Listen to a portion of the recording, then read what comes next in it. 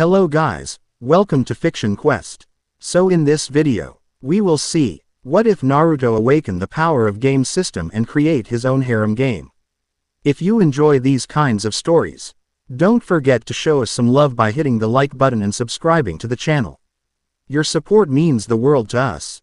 Now, let's start the story. Chapter 1. The System Awakens. The world came back in pieces. Sharp-edged and unwelcome. First was the smell. Antiseptic cleanliness layered over the faint, cloying scent of old blood. Then came the starchy friction of AP hospital sheets against his skin and the dull, rhythmic ache that seemed to live in his bones now, a permanent resident in the house of his body. Naruto Uzumaki cracked an eye open, the bleached WHITE of the ceiling tiles a painful glare after the darkness of oblivion. He remembered flashes, a mask of ice, needles that didn't kill, but paralyzed. Zabuza's massive blade cleaving through flesh, and the shocking, final loyalty of a boy who was supposed to be a tool. He remembered the rage, a searing orange tide that had felt so warm and right, and then, nothing. Kakashi-sensei's voice, distant and strained. The grit of his own name. A grunt from the next bed overdrew his attention. Sasuke Uchiha was staring at the ceiling with an intensity that could have bored holes through steel, his face a mask of cold fury. The mission to the land of waves was over. They had won. It felt astonishingly like losing. "You're awake," Sasuke said, not looking at him. It wasn't a question. "Yeah," Naruto rasped, his throat feeling like sandpaper. "You too." The silence that followed was heavy, filled with the things they didn't know how to say. Sasuke was stewing in a broth of inadequacy and rage, furious that he had needed saving. That his Sharingan hadn't been enough. Naruto could feel it, though he didn't know how. It was like a low hum in the air, a sour taste at the back of his tongue. He'd always been able to read Sasuke to some degree. The guy wasn't exactly subtle, but this was different. It was clearer, sharper. He pushed himself up, his muscles protesting with a fiery shriek. He looked across the room at Sakura, who was asleep in a chair, her head slumped at an uncomfortable angle. Her presence was a different kind of sensation. It was a flickering, anxious light, a constant of worry for Sasuke mixed with a genuine, if often buried, concern for him. The two feelings were distinct, like separate notes in a chord. This was new. Before, the world was just the world. Now, it felt like he was listening to a song he'd been deaf to his entire life. He swung his legs over the side of the bed, his bare feet hitting the cold linoleum floor. The simple act sent a jolt of pain up his spine, but it also sent a jolt of something else. A flicker of information, unbidden and intuitive. It wasn't words or numbers, but a pure, conceptual understanding. Minor muscle tearing, strained chakra coils, cellular fatigue at 73%. Optimal recovery path. Sustained, low-level chakra circulation focused on the thoracic spine. Naruto froze, his breath catching in his chest. Where had that come from? It wasn't a thought he had formulated, it was a piece of data that had simply arrived. He instinctively did as the feeling suggested, pushing a thread of his chakra, slower and more deliberate than he ever had before. Down his spinal column. The relief was instantaneous, a warm, soothing wave that washed away the sharpest edges of the pain. It was like scratching an itch he never knew he had. "What are you doing, Dobi?" Sasuke's voice cut through his concentration. Naruto looked up, stretching. Sasuke's eyes narrowed, his Sharingan activating for a split second, two crimson tomo spinning. "Your chakra flow, it's different. More controlled." He sounded accusing, as if Naruto had learned a new trick behind his back. Before Naruto could formulate a lie, the sensation returned, this time focused on Sasuke. It was a torrent of information, a chaotic flood. He saw, not with his eyes, but with this new, burgeoning sense, the Uchiha's potential.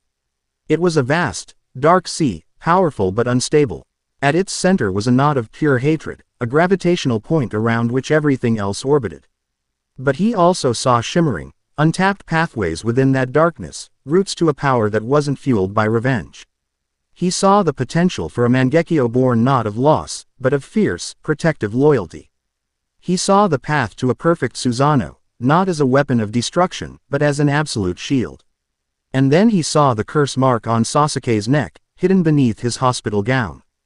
The system, a name that bloomed in his mind with the certainty of his own, screamed a silent, visceral warning.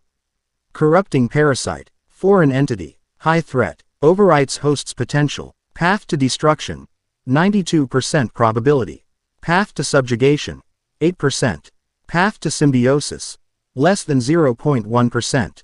Naruto felt a chill. Had nothing to do with the cold floor. This wasn't just a new sense. It was an analytical engine. A system for understanding the world. He looked at Sakura again.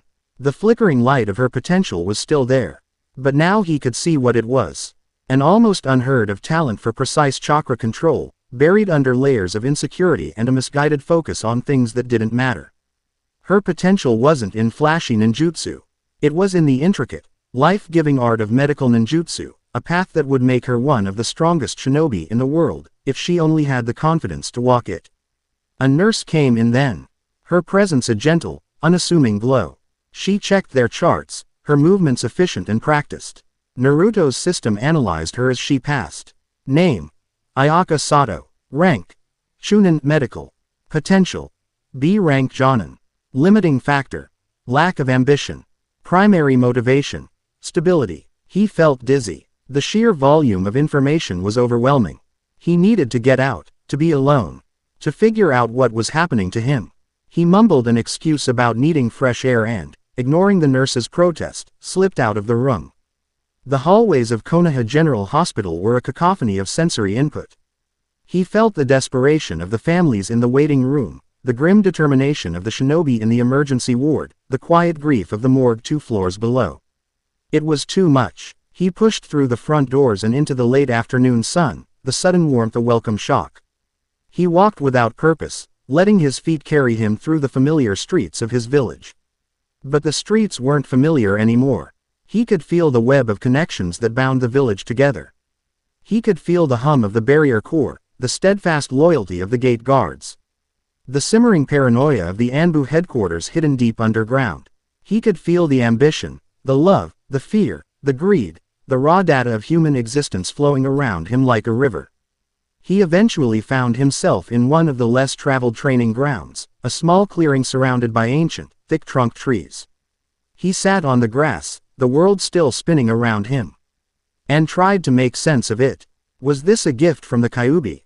A side effect of brushing so close to death? He decided to test it. Focusing inward, he tried to examine his own potential, just as he had with Sasuke and Sakura. What he found was blinding. It was a blazing, chaotic sun, a maelstrom of raw power. The Kyuubi's chakra was a furious, untamed ocean, but now, for the first time, he could see the shoreline. He could see the intricate network of his own Uzumaki chakra coils, tougher and more resilient than he'd ever known, acting as a container. And within that chaos, the system highlighted pathways. Optimal routes for control, for mastery. He stood up and formed a familiar hand sign. Shadow Clone Jutsu. Usually, the technique was a brute force explosion of chakra. A dozen clones would pop into existence.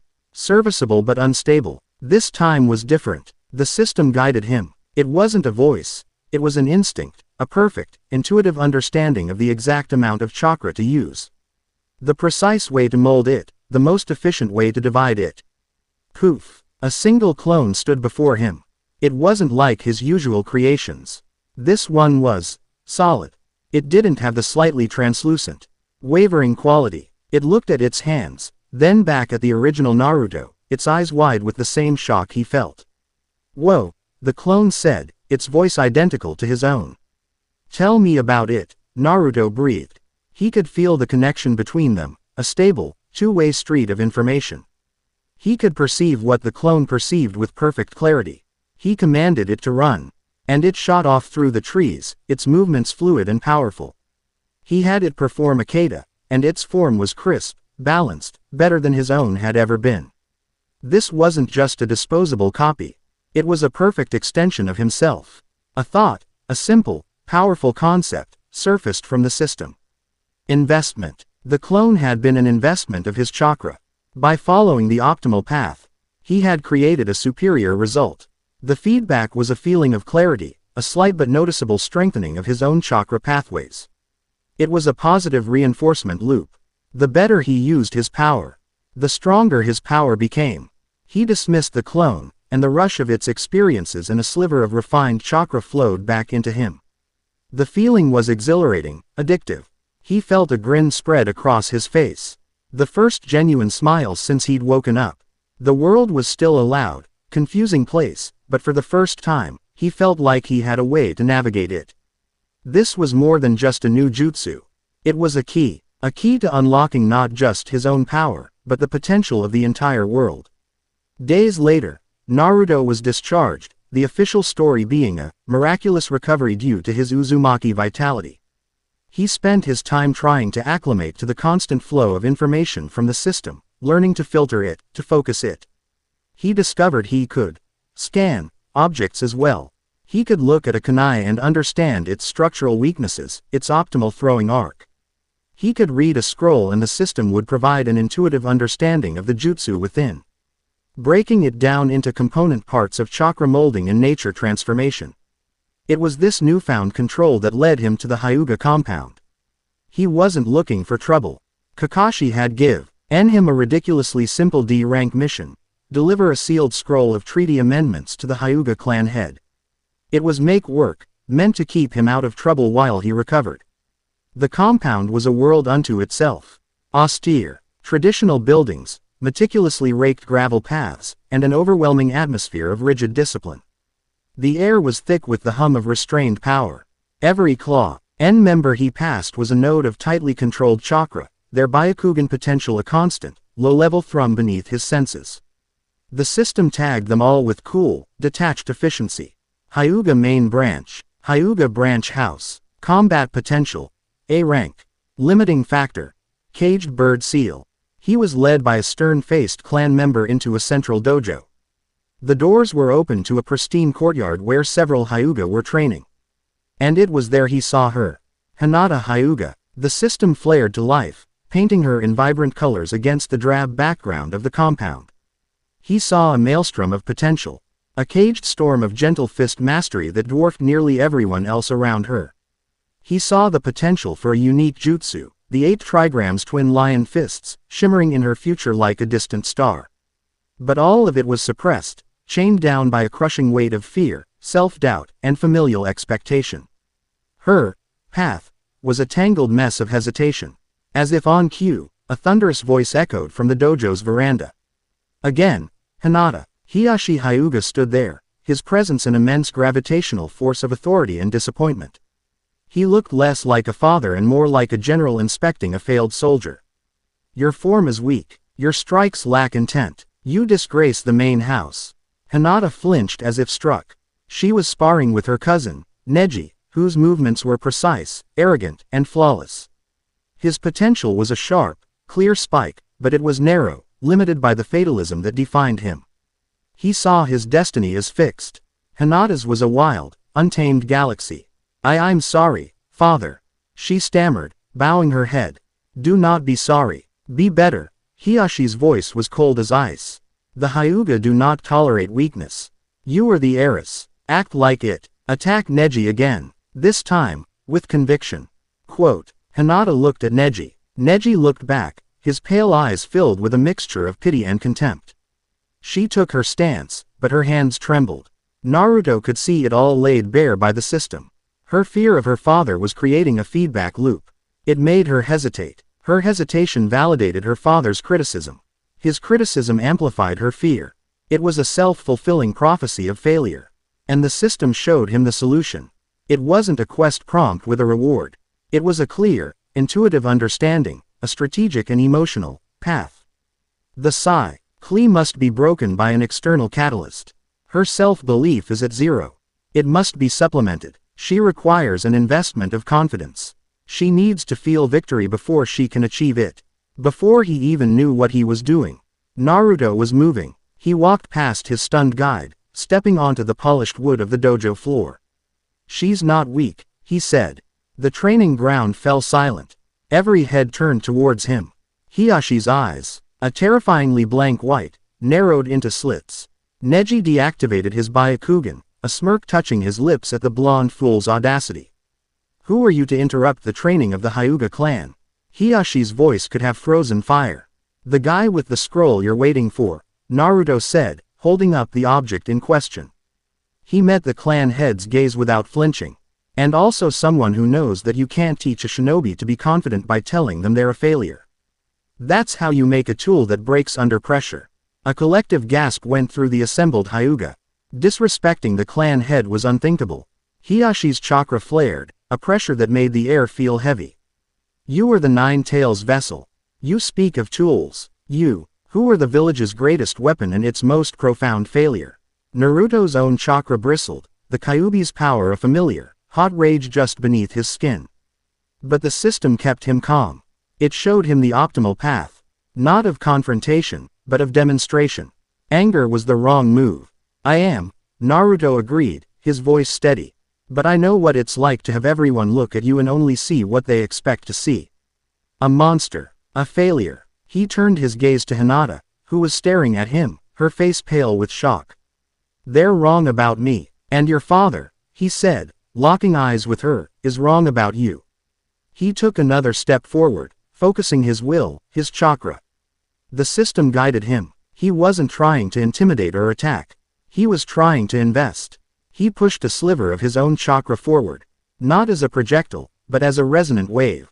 It was infused with the pure, unwavering belief the system was showing him. A projection of his certainty in her potential. It washed over Hinata, a warmth that had nothing to do with the sun. She needs a target, the system whispered in his mind. She needs a single, perfect execution to shatter the illusion of her weakness. Hinata, Naruto said, his voice dropping, for her alone. Forget about him. Forget about Neji. Just for a second. Feel your own chakra. Feel its flow. You know the kata, the 64 palms. You've practiced it 1,000 times. Just once. Do it perfectly. Her eyes widened. The 64 palms was one of the clan's signature techniques. She had never been able to perform it under pressure. I can't, she whispered. Her voice trembling. Yes, you can, Naruto insisted. The wave of his confidence, his projected belief, intensified. It was a shield against her father's suffocating disapproval. I know you can. For a heart-stopping moment, she stood frozen. Then, something in her eyes shifted. The terror gave way to a flicker of desperate resolve. She took a deep breath, and as she exhaled, she fell into the opening stance of the gentle fist. Neji smirked, ready to casually parry her clumsy assault. Hiyashi watched, his face an unreadable mask of stone. Hinata moved. It was like watching a dam break. There was no hesitation. Her movements were a blur of fluid grace and deadly precision. 2 palms. Her voice was soft, but carried a newfound steel. 4 palms. 8 palms. 16 palms. Her hands were a whirlwind, striking at the air in front of her, each strike releasing a precise burst of chakra. Neji's smirk vanished, replaced by disbelief. This wasn't the faltering, timid Hinata he knew. This was a master. 32 palms. The air itself seemed to crackle around her. The other Hyuga stared, their mouths agape. They were witnessing a level of perfection in the kata that was spoken of in legends. A flawless execution that required absolute concentration and sublime chakra control. Hiyashi's stony expression finally cracked. A flicker of utter astonishment crossed his face. He could see it with his Byakugan, the perfect, controlled expulsion of chakra from every single one of her tenketsu. There were no wasted movements, no fluctuations, no hesitation. 64 palms. With a final, powerful ki, Hinata completed the sequence, ending in a perfect, balanced stance. She held it for a second, her chest heaving, before looking at her own hands as if they belonged to someone else. The courtyard was utterly silent. As the last of her strikes landed, Naruto felt a powerful surge rush back into him. The investment had paid off. A torrent of refined energy, of pure potential realized, flowed into his own system. It was 100 times more potent than the feedback from his shadow clone. A new pathway opened in his mind, a deeper understanding of his own abilities. The system chimed with a silent, profound sense of accomplishment. Ali potential unlocked. Hinata Hyuga. Loyalty index. Rising. Personal quest initiated. The caged bird must sing. Your investment has yielded a significant return. He had just fundamentally altered the future of the Hyuga clan's heiress. He had defied one of the most powerful men in Konoha in his own home. And he had proven that his new power was real. It could change the world. He gave Hinata a small, confident smirk, a silent acknowledgement of her triumph. Then, he turned, walked over to the veranda, placed the scroll at Hiashi Hyuga's feet. And left without another word. He didn't need to stay. The demonstration was over. From a rooftop 100 meters away, a man in the simple robes of a traveling merchant lowered a small telescope. He hadn't been able to hear the words, but he had a dujutsu of his own, one that saw the flow of chakra. He had seen the outcast Jinchuriki project a wave of unusual, golden energy. He had seen that energy envelop the Hyuga heiress. And he had seen her subsequent performance, a spike in combat proficiency and chakra control that defied all previous data on her. He pulled a small, blank scroll from his sleeve and made a single, coded notation. Subject: Uzumaki, Naruto. Status: upgraded from passive vessel to active catalyst. He is not merely a container of power, he is an amplifier of it. Threat assessment for the equilibrium must be recalibrated. Immediately. Chapter 1 End. Chapter 2. The Forest of Alliances. The air in front of the Forest of Death was thick with 100 different flavors of tension. There was the brash, overconfident swagger of the veteran teams, the quiet, desperate hope of the rookies, and the cold, predatory stillness of those who were here not just to pass, but to hunt. For the first time, Naruto could taste it all. His system, now a constant companion in the back of his mind, was a buzzing hive of information, cataloging the sea of genin around him. He saw the sand siblings and the system flagged them with a pulsing red border. High threat, unstable Jinchuriki, killing intent, active. Gaara was a vortex, a gravity well of Ntained rage that pulled the very light out of the air around him. Naruto felt a strange resonance with him, a shared, lonely darkness, but Gaara's was untempered, raw. He saw Rock Lee, practically vibrating with excitement. His potential a pure, blinding green flame of physical power. Limiting factor: ninjutsu, genjutsu and capability. Path to overcome: the 8 inner gates. The path was clear to Naruto, but it was a dangerous, self-destructive one. Then he saw Kabuto Yakushi, the friendly, silver-haired leaf ninja offering advice to the rookies. The other genin saw a helpful senior. Naruto's system saw a glitch in the matrix. Data mismatch. Chakra signature. Obfuscated. Surface identity. False. True potential. Redacted. Warning. High-level deception in play. The man's presence was like a carefully constructed lie. And a shiver went down Naruto's spine. He made a mental note. Watch that one. Ready, Naruto? Sakura asked, her voice tight with anxiety. She was trying to project an aura of confidence for Sasuke's sake. But the system showed her emotional state as a flickering, nervous energy. Sasuke just grunted, his eyes scanning the crowd, looking for rivals, for measuring sticks against which he could test his own strength. His focus was singular, a sharp, pointed spear of ambition. Naruto had tried to talk to him about the curse mark, or what he now knew it to be, but Sasuke had shut him down, treating it as another secret source of power, another tool to get what he wanted. The system's prognosis remained grim, corruption still dominant. Ready as I'll ever be, Naruto said, his voice calm. He wasn't just looking at the genin, he was looking at the forest itself. Through the system's intuitive lens, the vast, dark expanse of trees wasn't just a location. It was a game board. He could already feel the faint pathways within, the lines of probability, the optimal routes. Enko Mitarashi, their proctor, gave her bloodthirsty, theatrical speech, ending it with the signing of waivers. As Naruto signed his name, he felt her gaze linger on him for a split second too long. The system tagged her instantly. Identity: Konoha Tokubetsu Jonin. Affiliation: T&I Department. Secondary affiliation: Classified. Threat level: A rank. Note: Subject is under active surveillance. So, someone was watching him. He wasn't surprised. After the display at the Hyuga compound, he'd have been more surprised if they weren't. It didn't matter. He just had to be better, smarter. The gates opened. 100 teams surged forward into the oppressive gloom of the forest. Most teams charged in, driven by adrenaline and Anko's warnings. They ran blind. Team 7 did not. This way, Naruto said, veering sharply to the left, away from the main crush of bodies. The tower is that way, moron, Sasuke snapped, pointing straight ahead. Yeah, and so is everyone else, Naruto shot back without breaking stride. You want to fight 10 teams at once for a scroll, or do you want to get this done clean? He didn't wait for an answer. He plunged into a thicket of thorns that seemed impassable, but his system highlighted a narrow, winding path through it that was almost invisible to the naked eye. The Pathfinder intuition, as he'd come to call it, was a gut feeling refined to a razor's edge. Sasuke grumbled but followed, Sakura close behind him. They emerged minutes later in a quiet, mossy part of the forest that felt preternaturally still. The sounds of the other genin were already distant.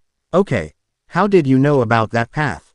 Sakura asked, impressed despite herself. Just a hunch, Naruto said with a shrug.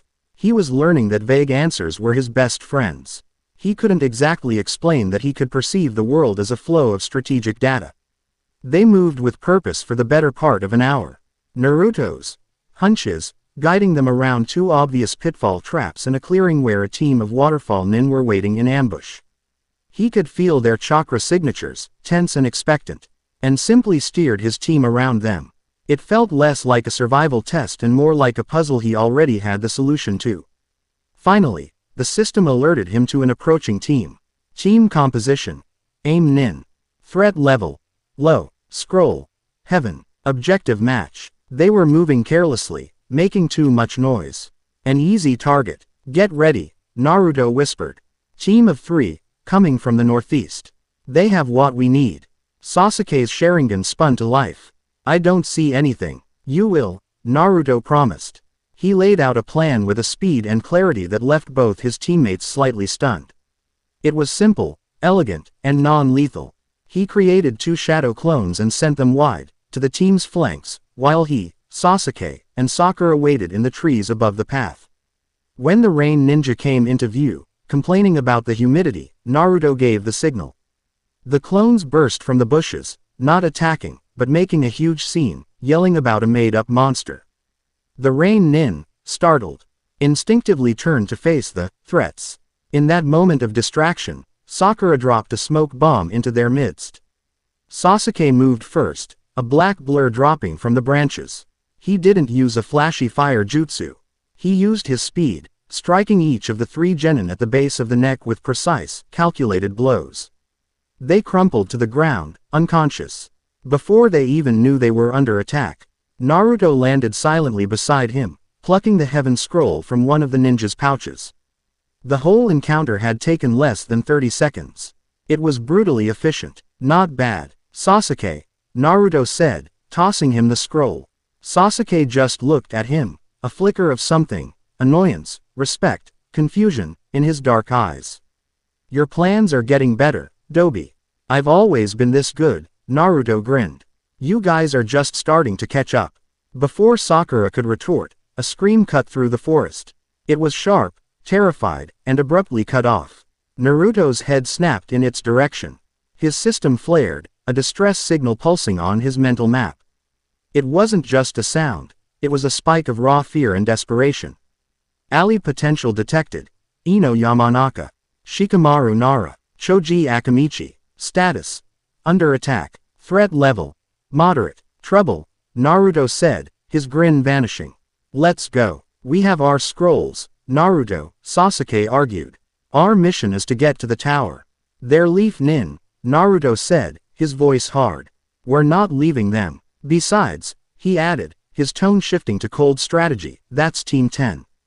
They're a known quantity. Better to have them in our debt than to let some aggressive, unknown team take their scrolls and come after us next with a power boost. We help them, we get a solid alliance for the rest of this exam. Shikamaru would have called the logic flawless. Sasuke just grunted, unable to find a flaw in the pragmatic reasoning. He hated to admit it, but the loser was making sense. They arrived to find Team 10 pinned down. Shikamaru's shadows were stretched to their limit, holding one of the sound genin in place. Choji was in his human bullet tank form, fending off a barrage of air pressure blasts from another. And Ino was desperately dodging a hail of Senbon from the third, a long-haired girl. They were outmatched in seconds from being overwhelmed. Naruto didn't announce his arrival. He, Sasuke, and Sakura hit the clearing like a thunderbolt. Sasuke's fireball jutsu forced the girl, Kin, to break off her attack on Ino. Sakura, with a powerful shout, drove her fist into the ground, shattering the earth and forcing the bandaged ninja, Dosu, to leap back, freeing Shikamaru. Naruto went for the third one, Zaku, who was pummeling Choji. The system analyzed his jutsu in an instant. Jutsu. Slicing sound wave. Mechanism. Air pressure projected from pipes embedded in arms. Weakness. Recoil creates a 0.7-second opening post-blast. Targetable. Naruto created a dozen shadow clones, and they swarmed Zaku not with direct attacks, but with erratic, unpredictable movements, forcing him to fire wildly. While Zaku was occupied, Naruto locked eyes with Ino. She was panting, her face pale. He saw her potential flash in his mind, her clan's mind-walking jutsu, a powerful but risky weapon. She was too afraid to use it. She needed a push. He focused, pushing a sliver of his chakra toward her, not as a buff, but as a communication channel. It was a pure, conceptual thought, a projection of calm, strategic certainty. Ino, trust me, use your mind transfer on the girl when I give the signal. I'll cover you. Ino's eyes widened in shock. It wasn't a voice, but she had felt his intent, a clear, confident command in her mind. It was startling, but in the chaos of the battle, it was also a lifeline. She looked at him, and he gave a sharp, almost imperceptible nod. Shikamaru, shadow on the bandaged guy, now. Naruto yelled, his voice cutting through the din. Shikamaru, startled B. Why the direct command but recognizing the tactical soundness of it, immediately complied, his shadow stretching towards Dosu. Sasuke, flanked Zaku when he focuses on me. Naruto's clones all dissipated at once, and the real Naruto charged straight at Zaku. The sound Nin grinned, seeing a foolish frontal assault. He raised his arms, palms open. Die, now, Ino, Naruto projected. As Zaku unleashed a massive blast of air, Ino's body went limp, falling to the ground. At the same instant, Kin, who had been preparing to attack Sakura, froze mid-motion. Her body, now controlled by Ino, spun around and threw a kunai directly at Zaku. The unexpected attack from his own teammate made Zaku flinch. It was a tiny hesitation, but it was all the opening the system had promised. Naruto, using the briefest flicker of the Kyuubi's chakra to enhance his speed, sidestepped the main force of the air blast and slammed a Rasengan into Zaku's unprotected side. The impact was devastating. Zaku was thrown into a tree with enough force to crack the trunk, his arms twisted at unnatural angles. With Zaku down and Kin neutralized, Dosu found himself caught in Shikamaru's shadow and facing a vengeful Sasuke. The fight was over. Dosu, pragmatic and recognizing their complete defeat, grabbed his teammates and retreated into the forest. Silence descended on the clearing, broken only by panting breaths. Shikamaru stared at Naruto, his usually lazy eyes sharp with calculation. What a drag. Your battlefield command is terrifying. Just had a good feeling, Naruto said, breathing a little heavily. Ino returned to her body with a gasp. Stumbling to her feet, she looked at Naruto, her expression a mixture of awe and suspicion. What was that? In my head. I heard you. Teamwork, Naruto said with a wink. He wasn't about to explain psychic projection. You were great. You saved us. He saw the effect of the praise register in the system. Ino Yamanaka, loyalty index, rising, acknowledged potential, tactical sensory networking. She blushed slightly, unaccustomed to that kind of direct, genuine compliment from him. He had not only saved her, he had trusted her with a key role in his strategy, and it had worked perfectly. An alliance was forged in that moment, stronger than any verbal agreement. It was then that the atmosphere changed. The oppressive humidity of the forest seemed to coalesce, the AMB. Iant dread crystallizing into a single point of overwhelming, suffocating malice. Every insect went silent. Every bird took flight. Naruto's system didn't just issue a warning. It screamed. A wall of solid red text filled his mind's eye. A blaring, System-wide state of emergency. Transcendent level threat detected. S rank ++. Cage class plus. Primary attribute. Corruption. Evade. Survival probability. Less than 1%. Do not engage. A gust of wind, cold and foul, swept through the clearing. And then, he was there. Orochimaru unfolded himself from the branch of a massive tree, his long black hair framing a face that was pale and serpentine. His golden eyes with their slitted pupils radiating an ancient, predatory amusement. Well, he hissed, his voice a dry rustle of leaves. It seems the little genin are having a party. And you even have both scrolls. How convenient. No one could move. It wasn't just fear, it was a physical pressure, a genjutsu of pure killing intent that locked their muscles and stole the air from their lungs. But Naruto, shielded by the cold, analytical buffer of the system, could think clearly. He saw Orochimaru not as a man, but as a cancerous blight on the world's chakra network. The system showed him Orochimaru's potential, a horrifying, twisted tree of forbidden knowledge, its roots digging into death and its branches reaching for a profane, stolen immortality. Objective. Survive. The system clarified. Secondary objective. Protect Sasuke Uchiha from corrupting parasite implantation. Orochimaru's gaze fell on Sasuke, and his lips curled into a sickening smile. Ah, an Uchiha, how delightful. I've been looking for a new vessel. That broke the spell. Sasuke, driven by a rage that overpowered the fear, activated his Sharingan. I don't know who you are, but you'll regret targeting me. Orochimaru chuckled. Oh, I think not. He moved. He didn't run. He simply flowed through the air. Naruto knew he couldn't win a direct fight. The system's optimal path was mitigation. Survival. He slammed his hands together. Shadow Clone Jutsu. 50 clones exploded into existence. They didn't charge Orochimaru. They scattered, running interference, throwing kunai to break his line of sight. Kicking up dirt and leaves to obscure his vision.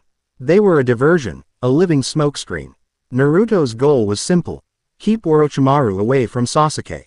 The Sannin moved through the clones like a phantom, disabling them with contemptuous ease, but they were serving their purpose. They were buying seconds. Orochimaru was intrigued, his golden eyes tracking the real Naruto, who was coordinating the clones with an unnerving, predictive defense. You see more than a boy your age should, little fox, Orochimaru hissed, his neck suddenly elongating, his head striking. Like a viper past 3 clones to get a clear shot at Sasuke.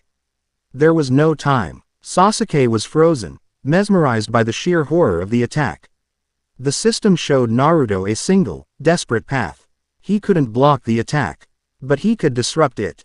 He pulled a kunai with a paper bomb already attached and threw it with all his might. It wasn't aimed at Orochimaru's head, but at the point on Sasuke's neck where the Sannin's fangs were about to bite. Boom. The explosion was small, a concussive pop rather than a large blast, but its timing was perfect. It detonated the exact moment Orochimaru's teeth sank into Sasuke's flesh. The burst of chakra and concussive force disrupted the intricate flow of the curse jutsu. Sasuke screamed, a sound of pure agony as the black tomo-like marks spread from the wound. But Naruto's system flashed an update. Corrupting parasite damaged. Application incomplete. Foreign chakra integration failed by 34%. Potential for host rejection has increased from less than 0.1% to 12%. Naruto felt a grim satisfaction. He had given Sasuke a fighting chance. It was the most he could do. But his gambit came at a price. The force of Orochimaru's forward momentum, combined with the blast, allowed the Sannin to lash out with his free hand. A brutal backhand caught Naruto across the chest, sending him flying backward with the force of a battering ram. He smashed through the trunk of a thick tree, wood splintering around him as the world dissolved into a cacophony of pain and darkness. From her hiding spot in the trees, Enko Mitarashi lowered her binoculars, her knuckles white. She had arrived moments before, drawn by the massive spike in chakra. She had witnessed the entire, terrifying exchange. She saw the devastation, the lingering, foul traces of her former sensei's chakra, and the battered, terrified genin. She saw Sasuke Uchiha on the ground, unconscious and feverish, the incomplete curse mark pulsing with a sickly, unstable light on his neck. And she saw Naruto Uzumaki, pulling himself from the splintered wreck of a tree, ribs certainly broken, but his eyes clear, focused, and already directing the others. He was pointing, giving orders to a shocked but compliant Team 10. Organizing a defensive perimeter around the fallen Uchiha. Her mission was observation. Her orders from the equilibrium were clear: monitor the Jinchuriki's development. But what she had just seen, this wasn't just development. This was a quantum leap. The boy hadn't just survived an encounter with Orochimaru. He had met the Sannin's strategy with his own. He had anticipated the curse mark and actively, intelligently interfered with its application. He was not a passive element to be monitored. He was a strategic player, and his influence was growing at a rate that defied every model they had. She melted back into the shadows, pulling out a coded scroll. Her report to the Equilibrium's council would be stark and urgent. Orochimaru has surfaced. Target: Uchiha, Sasuke. Complication: Subject Uzumaki. He is no longer just a vessel. He is becoming a nexus. Containment protocols may no longer be sufficient. Recommend immediate re-evaluation and potential escalation to co-option or neutralization. Chapter 2 End. Chapter 3. The Politics of Power. The atmosphere in the tower's arena was electric, a low hum of anticipation that vibrated through the stone floor. Surviving genin, jonin senseis, and village elders lined the railings of the circular chamber, their faces a mixture of pride, professional curiosity, and predatory assessment. This was more than an exam, it was a marketplace, where the futures of the next generation of shinobi were appraised like prize livestock. Naruto leaned against the railing, his arms crossed. The week spent in the tower recovering had been informative. His ribs, which the medics had projected would take a month to heal, were already knitting themselves back together, a process the system had optimized with precise, internal chakra control. He had also used the time to observe. He watched the subtle power plays between the Jonin, the anxious whispers of the Genin, and the cold, assessing gaze of the third Hokage as he watched them all. His system mapped the network of relationships, loyalties, and rivalries that filled the room. It was a complex, tangled web, and right at its center, like a patient spider, sat a man Naruto had never noticed before. He was old, wrapped in bandages, his right arm hidden in a sling, and one eye covered. He sat beside the Hokage, but his presence was a void, a carefully shielded black hole of chakra that the system struggled to parse. Identity: Shimura Danzo. Affiliation: Konoha Elder Council. Unofficial. Redacted. Threat level: unknown. Warning: extreme deception and suppression techniques detected. Approach with caution. Danzo's one visible eye flickered over the assembled genin, but Naruto felt its attention linger on him and the still recovering Sasuke. It wasn't a look of pride or even curiosity. It was the look of a craftsman inspecting a set of tools, judging their utility and their danger. The preliminary rounds were announced, the electronic scoreboard flickering to life. Most of the early matches were a blur of competence and mediocrity. Then came Kiba Inuzuka versus Naruto Uzumaki. Kiba was all swagger and bravado, Akamaru barking from his head. Looks like I drew the lucky ticket, Naruto. This'll be over in 10 seconds. Naruto just smiled. He could see Kiba's fighting style laid bare before him.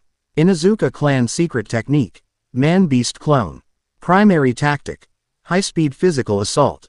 Weakness: over-reliance on olfactory senses. Sensory overload is the optimal path to victory. The proctor, Hayate Gecko, coughed his customary begin. And Kiba was a blur of motion. He was fast. Naruto had to give him that. He and Akamaru spun into a fang over fang, a whirling vortex of claws and teeth that tore up the arena floor. The old Naruto would have me. It head-on with a dozen shadow clones and a scream of defiance. The new Naruto sidestepped. He didn't just dodge. His movement was economical, precise, flowing around the attack like water around a rock. He hadn't moved a centimeter more than was necessary. Kiba overshot, skidding to a halt. What? Stand and fight, coward. Naruto didn't answer. He simply tossed two kunai into the air. They were angled perfectly, spinning end over end. He flashed through a single hand sign. Transform. Poof. The two kunai transformed into two identical, snarling Akamarus. They landed and immediately began yipping and barking, creating a chaotic echo in the stone arena. Kiba faltered, his enhanced senses suddenly swamped. What the hell? He could smell 3 Akamarus. He could hear 3. He shook his head, trying to clear it. Naruto used the opening. He wasn't after Kiba, he was after his nose. He had a small pellet in his hand, something he'd put together from the potent chili peppers served in the tower's mess hall. He flicked it. It flew in a perfect arc, landing directly in front of Kiba's face and puffing out a small, almost invisible cloud of red dust. For a normal person, it would have been an irritant. For Kiba, it was like being hit with a chemical weapon. He howled, his eyes watering, his sense of smell completely obliterated by the capsaicin overload. Akamaru, he choked out, "Bu." He couldn't tell which of the barking dogs was his. While Kiba was blinded and disoriented, Naruto moved. He created a single, perfect shadow clone. The clone engaged Kiba from the front, a simple feint. The real Naruto circled behind. Silent as a ghost, he didn't use a Rasengan. He didn't use a flashy jutsu. He simply chopped the back of Kiba's neck with a sharp, precise blow. Kiba's eyes rolled back, and he collapsed in a heap. The entire fight had lasted 45 seconds. Silence reigned for a moment, then the upper gallery erupted in murmurs. They had expected a sloppy brawl. They had witnessed a cold, tactical dismantling. Naruto hadn't just won. He had controlled the fight from the first second to the last, using his opponent's greatest strength as a weapon against him. He looked up at the gallery. Kakashi gave him a lazy eye smile, but Naruto could feel his sensei's shock. He saw Ino give him an impressed nod, and Shikamaru sighed, as if Naruto's competence was just another troublesome thing he had to factor into his worldview. But the gaze that mattered was Danzo's. The old war hawk's visible eye was narrowed, the faint curiosity replaced by a sharp, calculating glint. He had seen a weapon that was far more refined, and therefore far more dangerous, than he had previously assumed. The next significant match was Hinata Hyuga versus Neji Hyuga. The moment their names appeared on the board, a chill fell over the arena. Naruto's gaze snapped to Hinata. She was trembling, her face ashen. The confident warrior from the dojo had vanished, replaced by the terrified girl she had been before. The system showed her potential flickering violently, suppressed by a tidal wave of fear.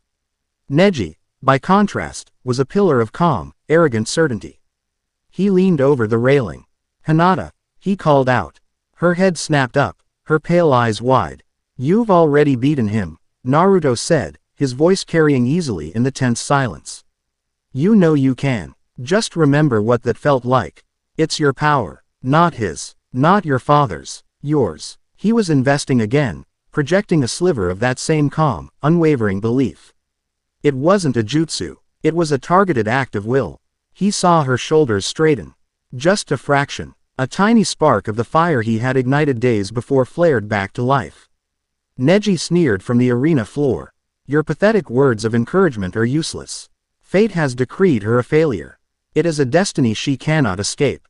"There's no such thing as destiny," Naruto called back, his voice ringing with a conviction that made several jonin raise an eyebrow. "There are only choices, and the people who are too scared to make them." The fight began. It was brutal. Neji was merciless, his gentle fist strikes targeting not just Hinata's tenketsu, but her spirit.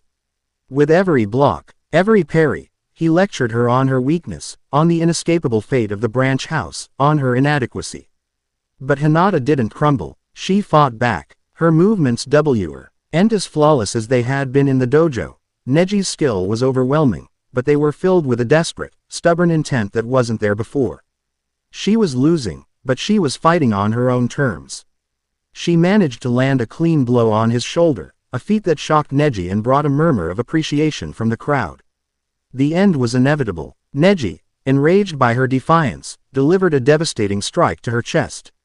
Directly over her heart, she collapsed, coughing blood. As Neji moved in to deliver a final, crippling blow, Hayate, Kakashi, Kurenai, and Might Guy all flickered into the arena, intercepting him. Hinata had lost the match, but she had won something far more important. As the medics carried her out on a stretcher, she looked up at Naruto, and her eyes were not filled with despair, but with a quiet, fierce gratitude. Hinata Hyuga, loyalty index, solidified. Personal quest, the caged bird must sing, progress 35%. Naruto, however, was focused on Neji. A cold fury was building in his chest. He vaulted over the railing, landing silently on the arena floor. "Proctor," he said, his voice dangerously calm. "Was that a declaration of intent to kill? Because it looked like it to me." Neji turned, his face a mask of cold fury. "This is a clan matter. It does not concern an outcast like you. You made it my concern when you hurt my friend," Naruto said. He pointed a finger at Neji. "I don't know about this destiny crap. But I'll make you a promise. When we fight in the finals, I'm going to beat you. I'm going to prove to you that your entire worldview is a lie." It wasn't a boast. It was a vow. A self-imposed quest that resonated with a power that silenced the entire arena. The system lit up, confirming the declaration. New personal quest. Shatter the cage of fate. Reward. Ally potential unlocked. Neji Hyuga, deeper understanding of system intuition. He had just publicly challenged the most promising rookie of the year and declared war on the core philosophy of the Hyuga clan. He could feel the weight of a dozen powerful gazes on him, none more so than Danzo Shimura's. Later that evening, Naruto was leaving the hospital after checking on Hinata when he felt it. A subtle shift in the air. 2 chakra signatures, suppressed to near invisibility, were tailing him. They were good. Most shinobi would never have noticed. But his system painted them as too faint. Gray smudges against the vibrant backdrop of the village. Affiliation. Root. Emotion signature. Null. Intent. Subjugation. He didn't lead them on a chase. He led them to a deserted training ground. The same one where he had first tested his perfect shadow clone. He stopped in the center of the clearing, the moonlight casting long shadows. "You can come out now," he said to the empty trees. 2 figures dropped from the branches, silent as falling leaves. They wore the blank, white animal masks and gray uniforms of Anbu, but there was a chilling emptiness to their presence that was different. "Naruto Uzumaki," the one in a weasel mask said, his voice flat and devoid of inflection. "Danzo-sama has taken an interest in your potential. He wishes to extend an invitation for you to join Root." "Join Root," Naruto repeated, feigning ignorance. "What is it?" "A gardening club. Root is the foundation that supports the great tree of Konoha from the darkness," the second agent, in a fox mask, recited. The words obviously memorized. "We do what others cannot. We are the true will of the shinobi. With your power, you could become a great asset to Lord Danzo and the village." The system analyzed their words. Their stances, their chakra. Deception detected. True intent is not invitation, but acquisition. They perceive you as an asset to be controlled. The path to freedom was clear. Not compliance. Not negotiation, but a decisive display of dominance. "Let me get this straight," Naruto said, his voice losing its playful edge, replaced by a cold authority that seemed unnatural coming from a boy his age. "Your boss sees a new tool he likes, so he sends his errand boys to collect it. Is that about right?" The Root agents shifted, their hands moving towards the tanto on their backs. "Your tone is disrespectful. Lord Danzo's offer is a great honor. Your Lord Danzo is a man who hides in the shadows and thinks that makes him strong," Naruto said, taking a step forward. "He thinks power is something you take. Something you hoard. I'm learning that real power is something you build. And you don't build it with puppets who can't even think for themselves." The air crackled with tension. The weasel-masked agent drew his blade. "You are making a grave mistake. We have been authorized to use force to ensure your compliance." Naruto laughed. It was a short, sharp, humorless sound. "You think you can force me?" He didn't make a hand sign. He didn't summon a Rasengan. He simply released a fraction of his chakra. Not the wild, chaotic rage of the Kyuubi, but his own, refined power. Amplified by the system and charged with his absolute, unwavering will. It was a wave of pure, concentrated pressure, a statement of intent so powerful it was almost a physical blow. The 2 Root agents froze. Their emotionless masks couldn't hide the sudden, primal fear that spiked their chakra systems. They were elite, trained to suppress all feeling, but they were stand-in in front of something their training had never prepared them for. It wasn't the raw power of a Jinchuriki losing control. It was the terrifying, controlled presence of a true alpha predator. It was the kind of presence that Cage projected, the kind that ended battles before they began. "Go back to your master," Naruto said, his voice a low command. Tell him I'm not a tool. And if he ever sends his mindless dogs after me again, I'll break their chains, permanently. The two agents stood frozen for a long moment, the sheer force of his presence holding them in place. Then, without a word, the Y flickered and vanished into the shadows. They had their answer. Naruto stood alone in the moonlight, his heart pounding. He had just declared war on one of the most dangerous men in Konoha. His path was becoming clearer. But it was also becoming infinitely more dangerous. A familiar, lazy voice came from the branches above. You know, for a genin, you make some terrifyingly powerful enemies. Kakashi dropped down, his single eye not lazy, but sharp and serious. You were watching, Naruto asked. From the moment they started following you, I was about to intervene. Kakashi looked at the spot where the agents had vanished. I don't think you needed me to. He turned his gaze on Naruto, and for the first time, he looked at his student not as a troublesome kid, but as something new, something unknown. What's happening to you, Naruto? Naruto met his gaze. I'm finally figuring out how to play the game, sensei. Just then, a toad, no bigger than his fist, appeared in a puff of smoke at their feet. It wore a small scroll tied to its back. A message for Naruto Uzumaki, from the great Lord Jiraiya. It squeaked. Jiraiya, one of the 3 legendary Sannin. The system flared with information, identifying him as a massive node of power and potential, a key piece on the board. Kakashi's visible eye widened. Jiraiya-sama. Naruto untied the scroll. It was short and to the point. Kid, I've heard some interesting things. Met a Hyuga who could suddenly fight and heard rumors of a genin who scared off 2 of Danzo's puppets without throwing a punch. Your father left a legacy for you, but you're not ready for it. Not yet. Meet me at the hot springs. Your training starts now. Naruto looked up from the scroll, a slow grin spreading across his face. Things were getting interesting. He had survived the forest, made new allies, declared his intentions to the world, and now, a legendary master had sought him out. The pieces were moving on the board, and for the first time in his life, he felt like he was one of the players, not just one of the pawns. Chapter 3 End. Chapter 4. The Serpent's Invasion. Training with Jiraiya was a chaotic, infuriating, and enlightening experience. The legendary Sannin was a whirlwind of contradictions, a lecherous fool one moment and a terrifyingly astute shinobi master the next. Naruto's system struggled to keep a consistent read on him, his Ch. Akra's signature fluctuating wildly between lazy indifference and the coiled power of a dormant volcano. All right, brat, the Rasengan, Jiraiya announced on their first day, standing in the middle of a river. It's the pinnacle of shape manipulation. No hand signs, just pure, condensed, rotating chakra. Your old man's masterpiece. If you can master this, you can master anything. He demonstrated, a perfect, swirling sphere of blue energy humming in his palm with the sound of 1,000 angry hornets. The system went wild, deconstructing the jutsu in a flood of intuitive data. Jutsu. Rasengan. Rank. A. Principle. Maximum shape manipulation and power generation. Process. 1. Rotation. 2. Power. 3. Containment. Optimal learning path. Component-based mastery. The system's guidance was a cheat sheet for genius. While Jiraiya's traditional method involved water balloons and rubber balls, a trial and error process of getting a feel for the technique, Naruto could see the internal mechanics.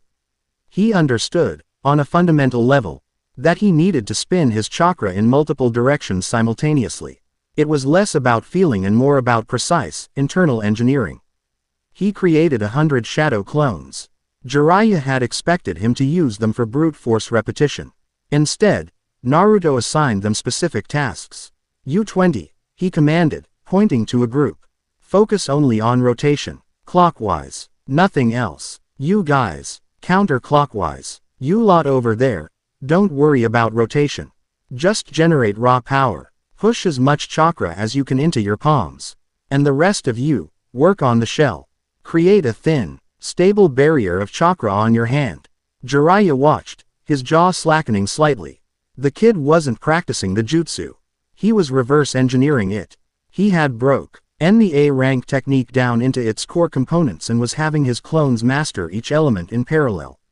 The efficiency was terrifying. By the end of the first week, while Jiraiya had expected Him to still be struggling with the water balloon, Naruto stood before him, a slightly unstable but undeniably complete Rasengan swirling in his hand. How? Jiraiya breathed, his pervy sage persona completely gone. Replaced by the awe of a master witnessing a prodigy. It took your father 3 years to perfect this.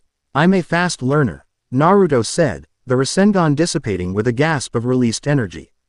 The feedback from the clones and the successful jutsu had refined his own chakra control to an incredible degree. Skill acquired. Rasengan, rank A. Proficiency. 78%. New path unlocked. Elemental nature manipulation. Their training was cut short on the day of the finals. The village was buzzing, a massive crowd gathering in the main stadium. Naruto found his place in the competitor's box, his senses on high alert. The system was picking up anomalies. Pockets of suppressed chakra in the crowd. Genjutsu signatures layered over the arena walls. And a faint, cold dread emanating from the cage booth, where the third Hokage sat beside the cage, who was veiled and unnaturally still. Warning. Large-scale deception in play. Multiple high-threat signatures detected. Probability of imminent hostile action, 95%. His fight with Neji was first. The Hyuga prodigy was waiting for him, his face a mask of cold condescension. Have you come to accept your fate, failure? Neji asked as they faced each other on the arena floor. I've come to break yours, Naruto replied, his voice calm. The fight began. Neji was a storm of precision, his 64 palms a deadly web that sought to close Naruto's chakra points. But Naruto, guided by the system's combat precognition, was a ghost. He didn't meet the attacks, he flowed around them. The system highlighted Neji's striking arcs, the millisecond openings between his thrusts. The subtle shifts in his weight.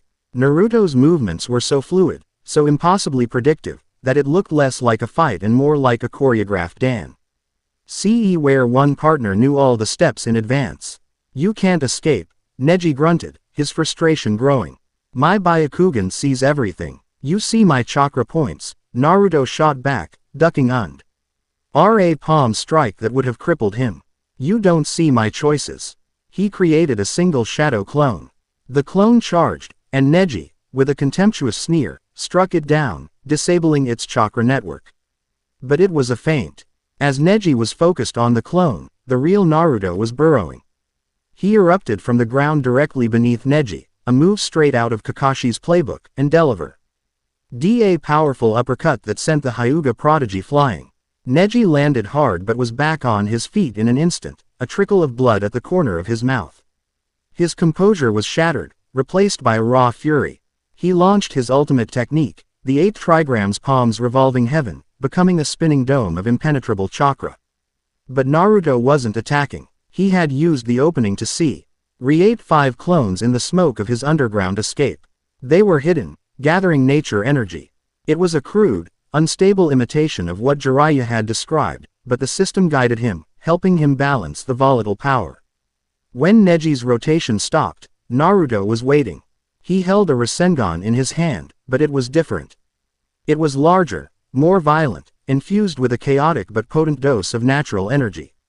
This is my choice, Naruto said. He slammed the imperfect Sage Rasengan into Neji's chest. The impact wasn't a clean strike, it was an explosion. Neji was thrown across the arena, his body carving a trench in the dirt. He lay still, his rotation defense shattered, his confidence broken, his entire philosophy of an inescapable fate lying in ruins around him. Naruto had won, but he felt no triumph. He looked up at the cage booth. The cage was now standing, and the cold dread was intensifying. Imminent action probability, 100%. It happened. A wave of genjutsu swept over the stadium. White feathers falling from the sky, sending the vast majority of the civilian audience into a deep slumber. Giant snakes were summoned within the village walls. Sound and sand shinobi threw off their disguises. And the invasion of Konoha began. The cage threw off his robes, revealing Orochimaru, a sick grin on his face as he took the third Hokage hostage, a purple barrier shimmering into existence around the rooftop. Chaos erupted, but Naruto was a rock in the churning sea. The system was a cold, clear stream of strategic data in his mind. It wasn't about finding the strongest opponent. It was about command and control. Sakura, get the civilians out of the lower stands. Sasuke, with me, we've got bigger problems, he yelled. His first priority wasn't fighting, it was establishing a network. He saw Ino, Shikamaru, and Choji fending off a group of sound nin near the entrance.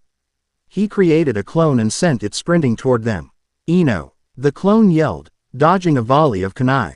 I need you. Find a safe spot and link up with me. I can see what's happening. You can be my switchboard.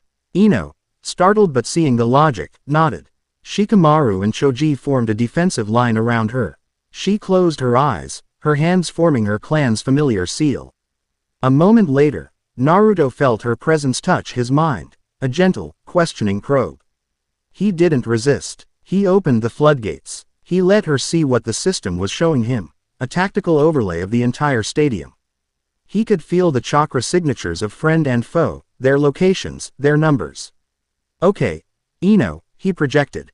His thoughts now a clear, calm voice in her head. Tell Shikamaru there's a squad of sand nin trying to flank them from the west entrance, behind the food stalls. Tell Guy Sense, the giant snakes have a summoning seal vulnerability on the back of their necks. Relay that to anyone you can reach. Ino gasped at the clarity of the information. She became his comms officer.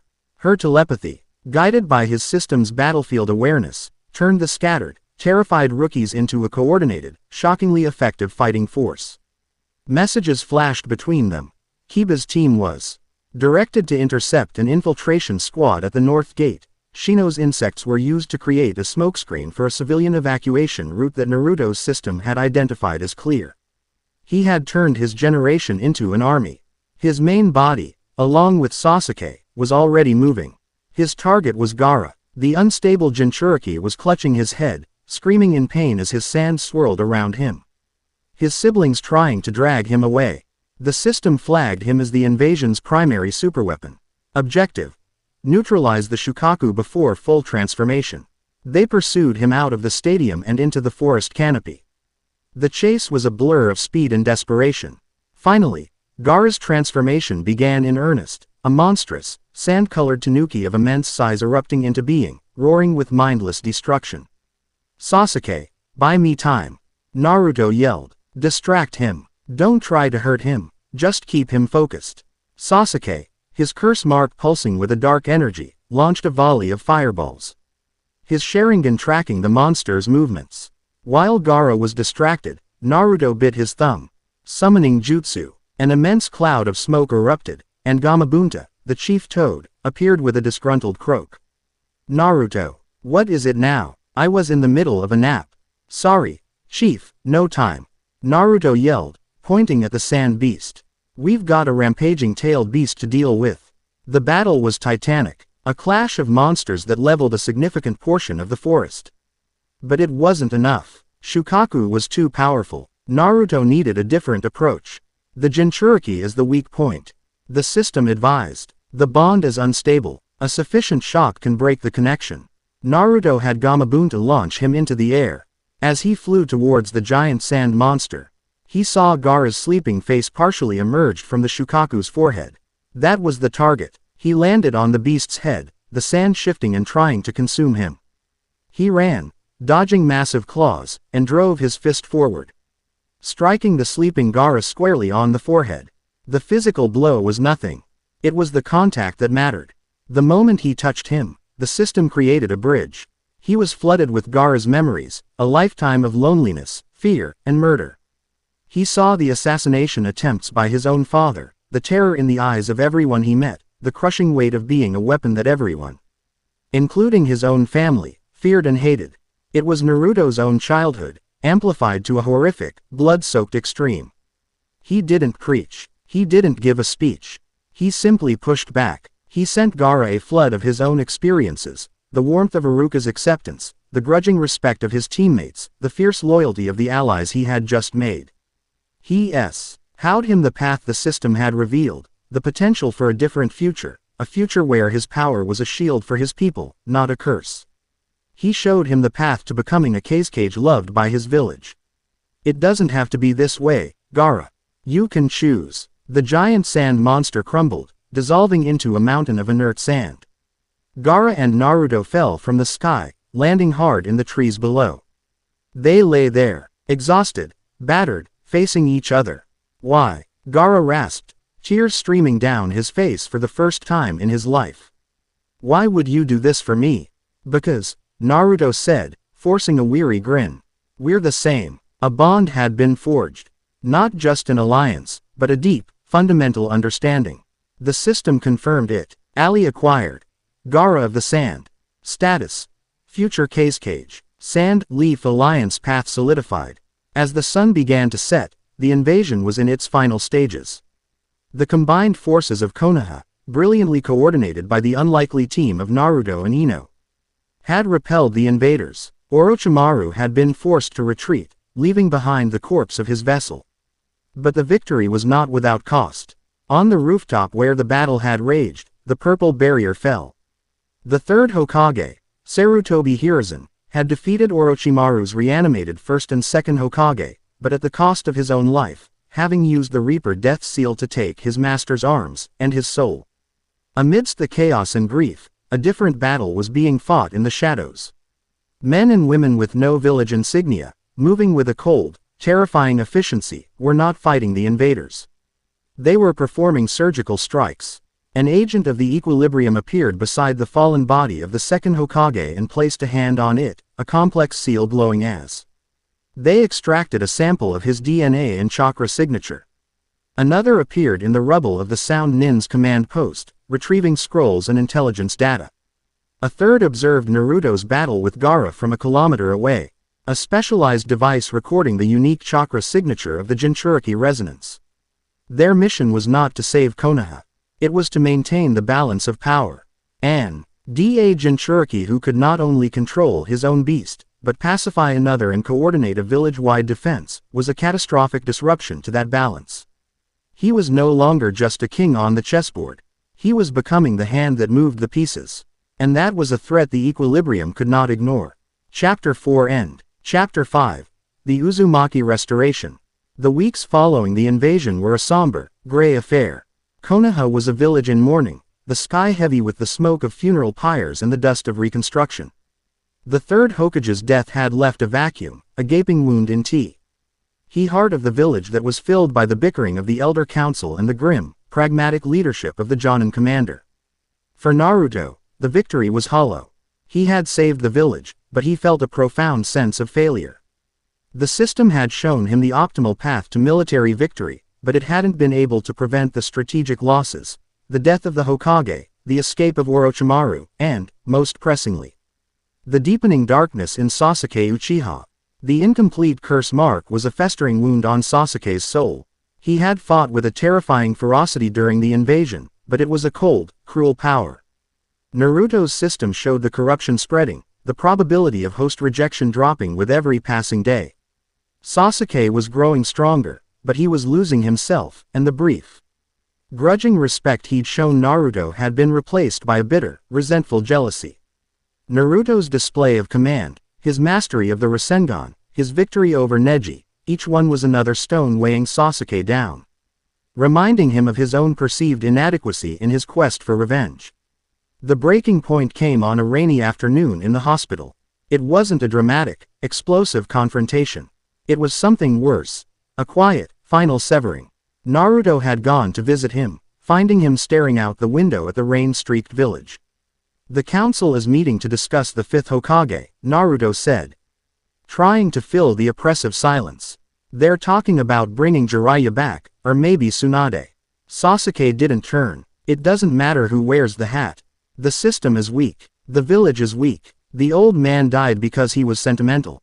That weakness is what allowed Itachi to. He trailed off, his hands clenching into fists. Strength isn't about being alone, Sasuke, Naruto said. The words feeling thin and useless even as he spoke them. The system was highlighting the futility of this path. Persuasion probability. Less than 2%. Confrontation will accelerate departure. And what would you know about strength?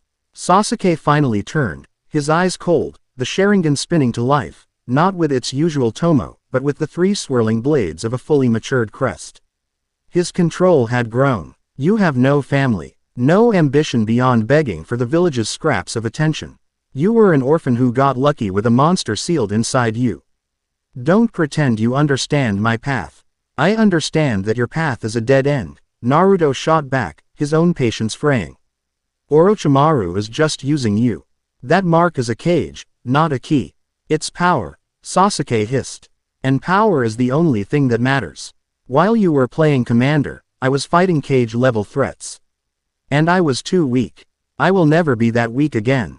I am going to get the power I need, with or without this village. He turned back to the window. The conversation was over. Naruto stood there for a long moment, the system showing him the inevitable outcome, the path of departure solidifying from a probability to a near certainty. He had failed. His power, his new sight, had shown him the problem, but it couldn't provide a solution for a heart that was determined to break itself. 2 nights later, Sasuke Uchiha walked out of the Konoha gates, leaving behind his headband, his team, and his home. He was met in the forest by the Sound 4, Orochimaru's elite guard. The news hit Team 7 like a physical blow. Sakura was devastated, her grief a sharp, painful spike in Naruto's senses.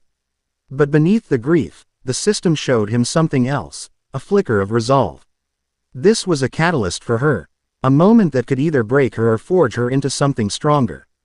A retrieval mission was hastily assembled. Shikamaru, fresh off his promotion to Chunin, was put in charge. A testament to the new respect he had earned during the invasion. He chose his team with grim pragmatism: Naruto, Neji, Choji, and Kiba. As they prepared to leave, Naruto felt the now familiar presence of the equilibrium. He couldn't see them, but he could feel their observation, a cold, clinical attention. The system provided a chilling insight. Equilibrium objective. Observe outcome.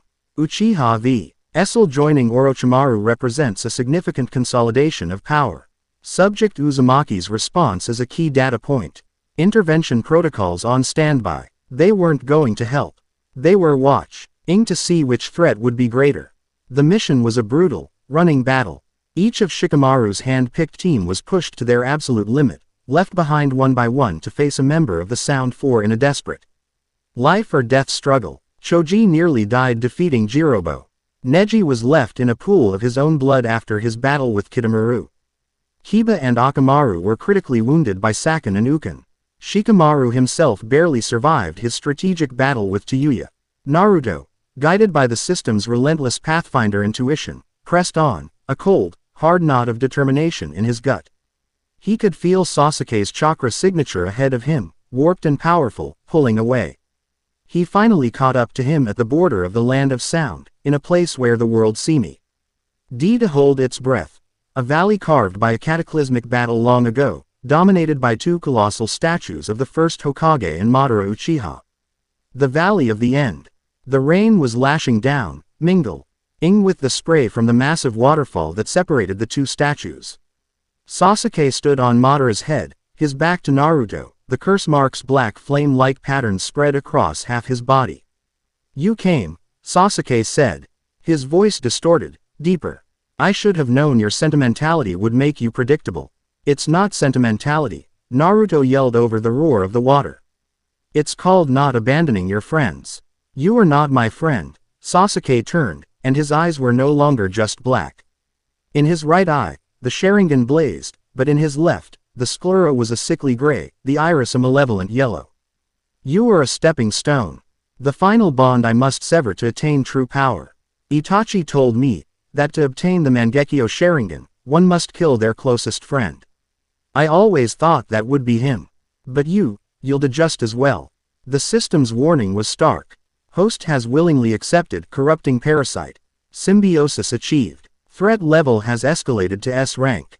Optimal path. Incapacitation. Lethal force may be required. The battle that followed was not a sparring match between rivals. It was a clash of philosophies, of destinies, fought with a savagery that scarred the ancient valley anew. Sasuke was a whirlwind of motion, his Sharingan predicting Naruto's every move, his Chidori a shrieking blade of lightning that sought to pierce Naruto's heart. Naruto, in turn, was a force of nature. He fought with a desperate, controlled fury, the Kyuubi's chakra leaking out, a bubbling red cloak of raw power. His system was a combat computer, analyzing Sasuke's enhanced speed. The unpredictable movements granted by the curse marks second stage, and finding the fractional openings, the moments of vulnerability. He slammed a Rasengan against Sasuke's Chidori. The two ultimate jutsu grinding against each other in a screaming vortex of power that vaporized the water around them. They were thrown apart, battered and bleeding. Why? Naruto roared, pulling himself to his feet. Why does it have to be this way? With your eyes, with my power, we could change everything. We could protect everyone. I don't want to protect everyone. Sasuke screamed back, a grotesque wing-like appendage sprouting from his back. I want to kill one man. And I will acquire any power, except any curse, to make that happen. You, with your bonds and your friendships, you are weak. Your attachments hold you back. You're wrong, Naruto said, his voice dropping, the red chakra around him intensifying, taking on the vague shape of a fox with a single, lashing tail. They make me strong, he charged. Sasuke met him. Their final clash was a brutal, close-quarters exchange on the surface of the water. Naruto, feeling his control slip, his rage and grief overwhelming the system's cold logic, allowed the Kyuubi's power to surge. He formed a Rasengan, but this one was no longer blue. It was a violent, violet red, infused with the fox's malevolent chakra. Sasuke met it with a Chidori that was no longer lightning blue, but a sinister, crackling black. He thrust it forward, not at the Rasengan, but at Naruto's chest. At the last possible second, something shifted in Naruto. The system, his own will, he didn't know what, fought back against the Kyuubi's killing intent. He slightly altered the trajectory of his attack, turning a killing blow into a disabling one. Sasuke did not return the favor. The impact was cataclysmic. A massive sphere of black energy erupted around them, shaking the valley to its foundations. When it cleared, Sasuke was standing, his arm driven deep into Naruto's right shoulder, the black Chidori having cauterized the wound even as it pierced it. Naruto's own vermilion Rasengan had struck Sasuke's headband, which he had tied around his forehead, carving a deep gouge into the metal and the stone behind him, but sparing his life. Naruto collapsed into the water, unconscious, the Kyuubi's chakra receding, leaving him broken and bleeding. Sasuke stood over him, panting, the curse mark receding. He looked at his hand, then at the unconscious Naruto. He had won. He had proven he was stronger. But he hadn't killed him. He couldn't. Killing him felt not like a victory, but like a final, irrevocable defeat.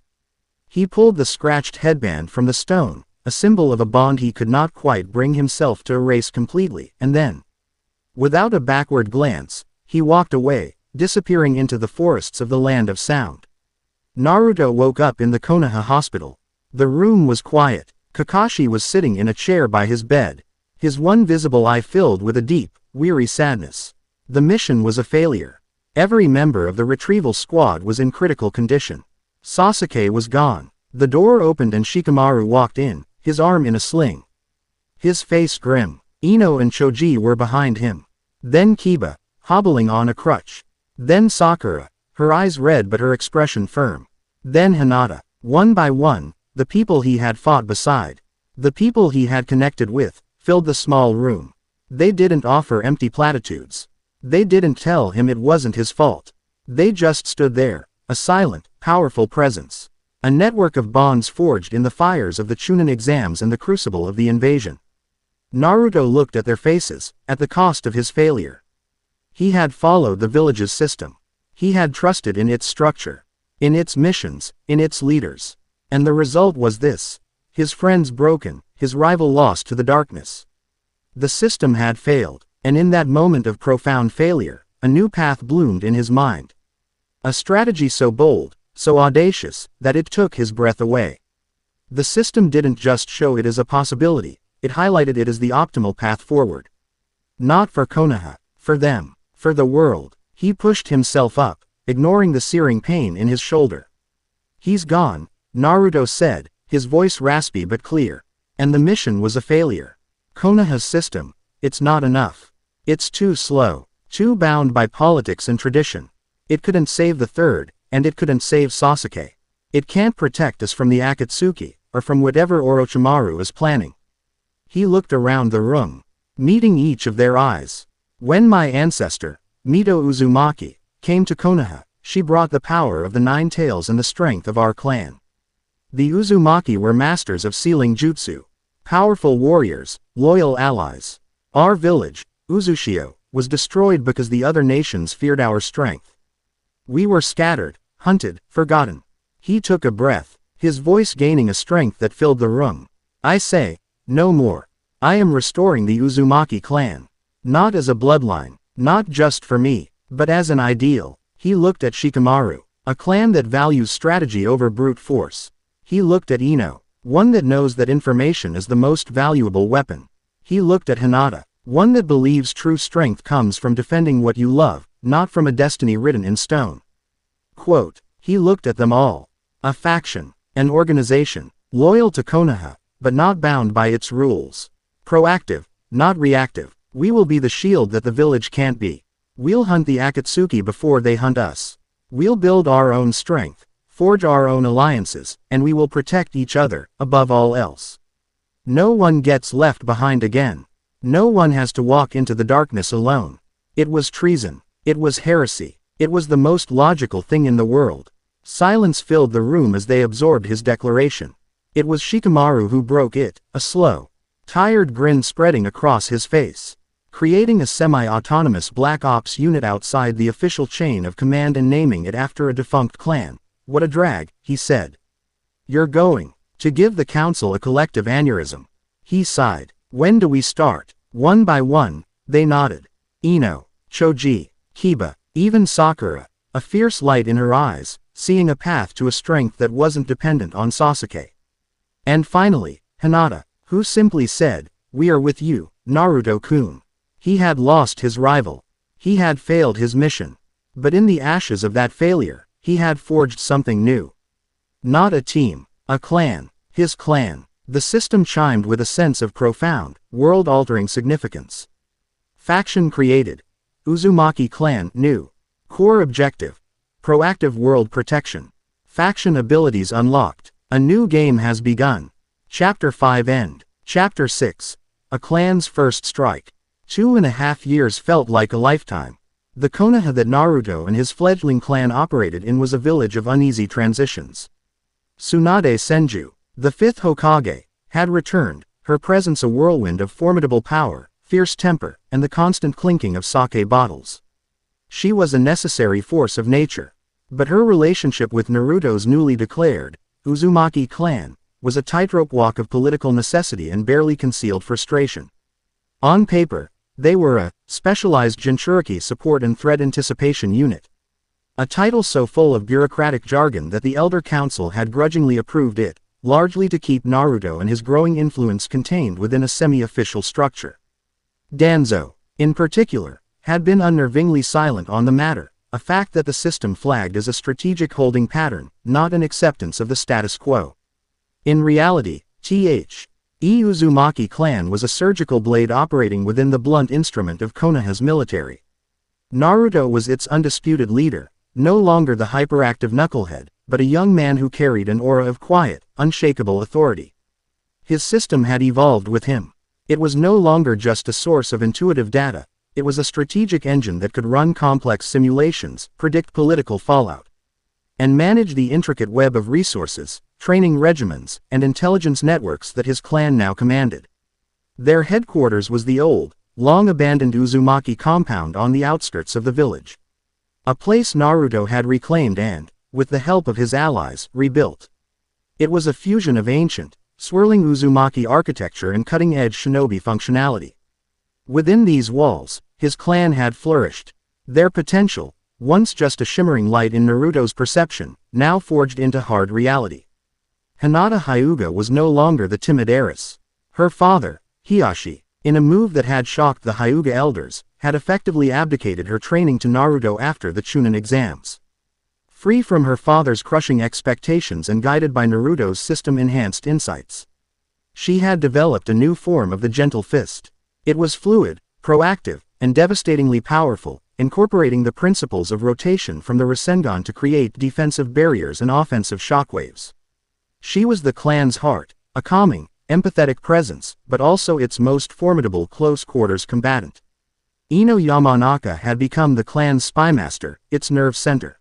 Naruto had provided her with the resources and autonomy her talents deserved. She had expanded her clan's mind-walking techniques far beyond simple interrogation, creating a psychic communica network that connected the core members of the clan across vast distances. She was their intelligence chief, their handler, and the one who filtered the torrent of information from their network of contacts, presenting Naruto with clear, actionable intelligence. Her admiration for his decisive leadership had blossomed into a fierce, unwavering loyalty. But perhaps the most startling transformation was Tenten. Overlooked by the village, dismissed as a weapons specialist in an age of flashy ninjutsu, she had been the first person Naruto had recruited outside the original retrieval team. He had seen her potential not just as a user of weapons, but as a creator. He had given her a mission: to create tools capable of harming gods.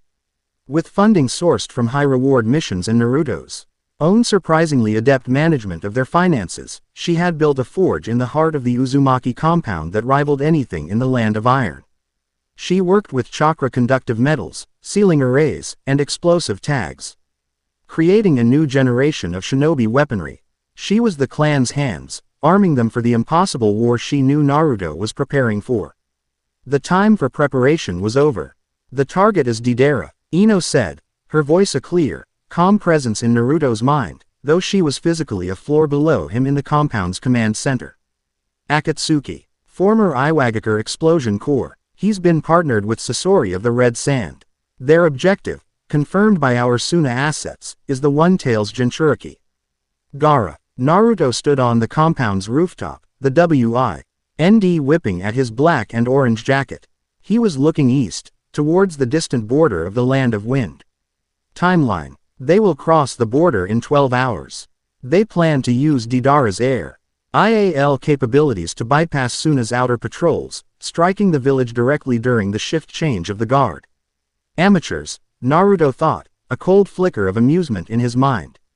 He could already see the optimal intercept point, a narrow canyon in the Land of Rivers that Deidara would have to pass through to get a clear approach vector. Hinata, Tenten, he said, his voice calm but carrion. An authority that demanded immediate action. Prep for launch. Desert combat loadout. Tenten, I want the new ceiling shells. The ones designed for kinetic dispersion. Already on it, came Tenten's voice over their private channel. The sound of grinding metal in the background. Hinata, you're our eyes. I want you to sweep the canyon as we approach. Sasori is a puppet master. He'll have traps. Understood. Hinata's voice was a soothing balm, but with an undercurrent of steel. This was their first proactive, international operation. It was a flagrant violation of a dozen treaties. Tsunade had not sanctioned it. She didn't even know about it. This was the Uzumaki clan acting on its own intelligence, on its own authority, to protect its allies. This was a declaration that they were no longer playing by the old rules. 6 hours later, they were a blur of motion, streaking across the treetops of the Land of Fire. They moved with a synchronized, practiced grace that spoke of years of relentless training together. They were a single, cohesive unit. As they crossed into the Land of Rivers, Hinata's Byakugan flared to life. I see them, her voice was tight in their minds. Deidara is on a large clay bird. Just as predicted. But I don't see Sasori. He's there, Naruto projected back.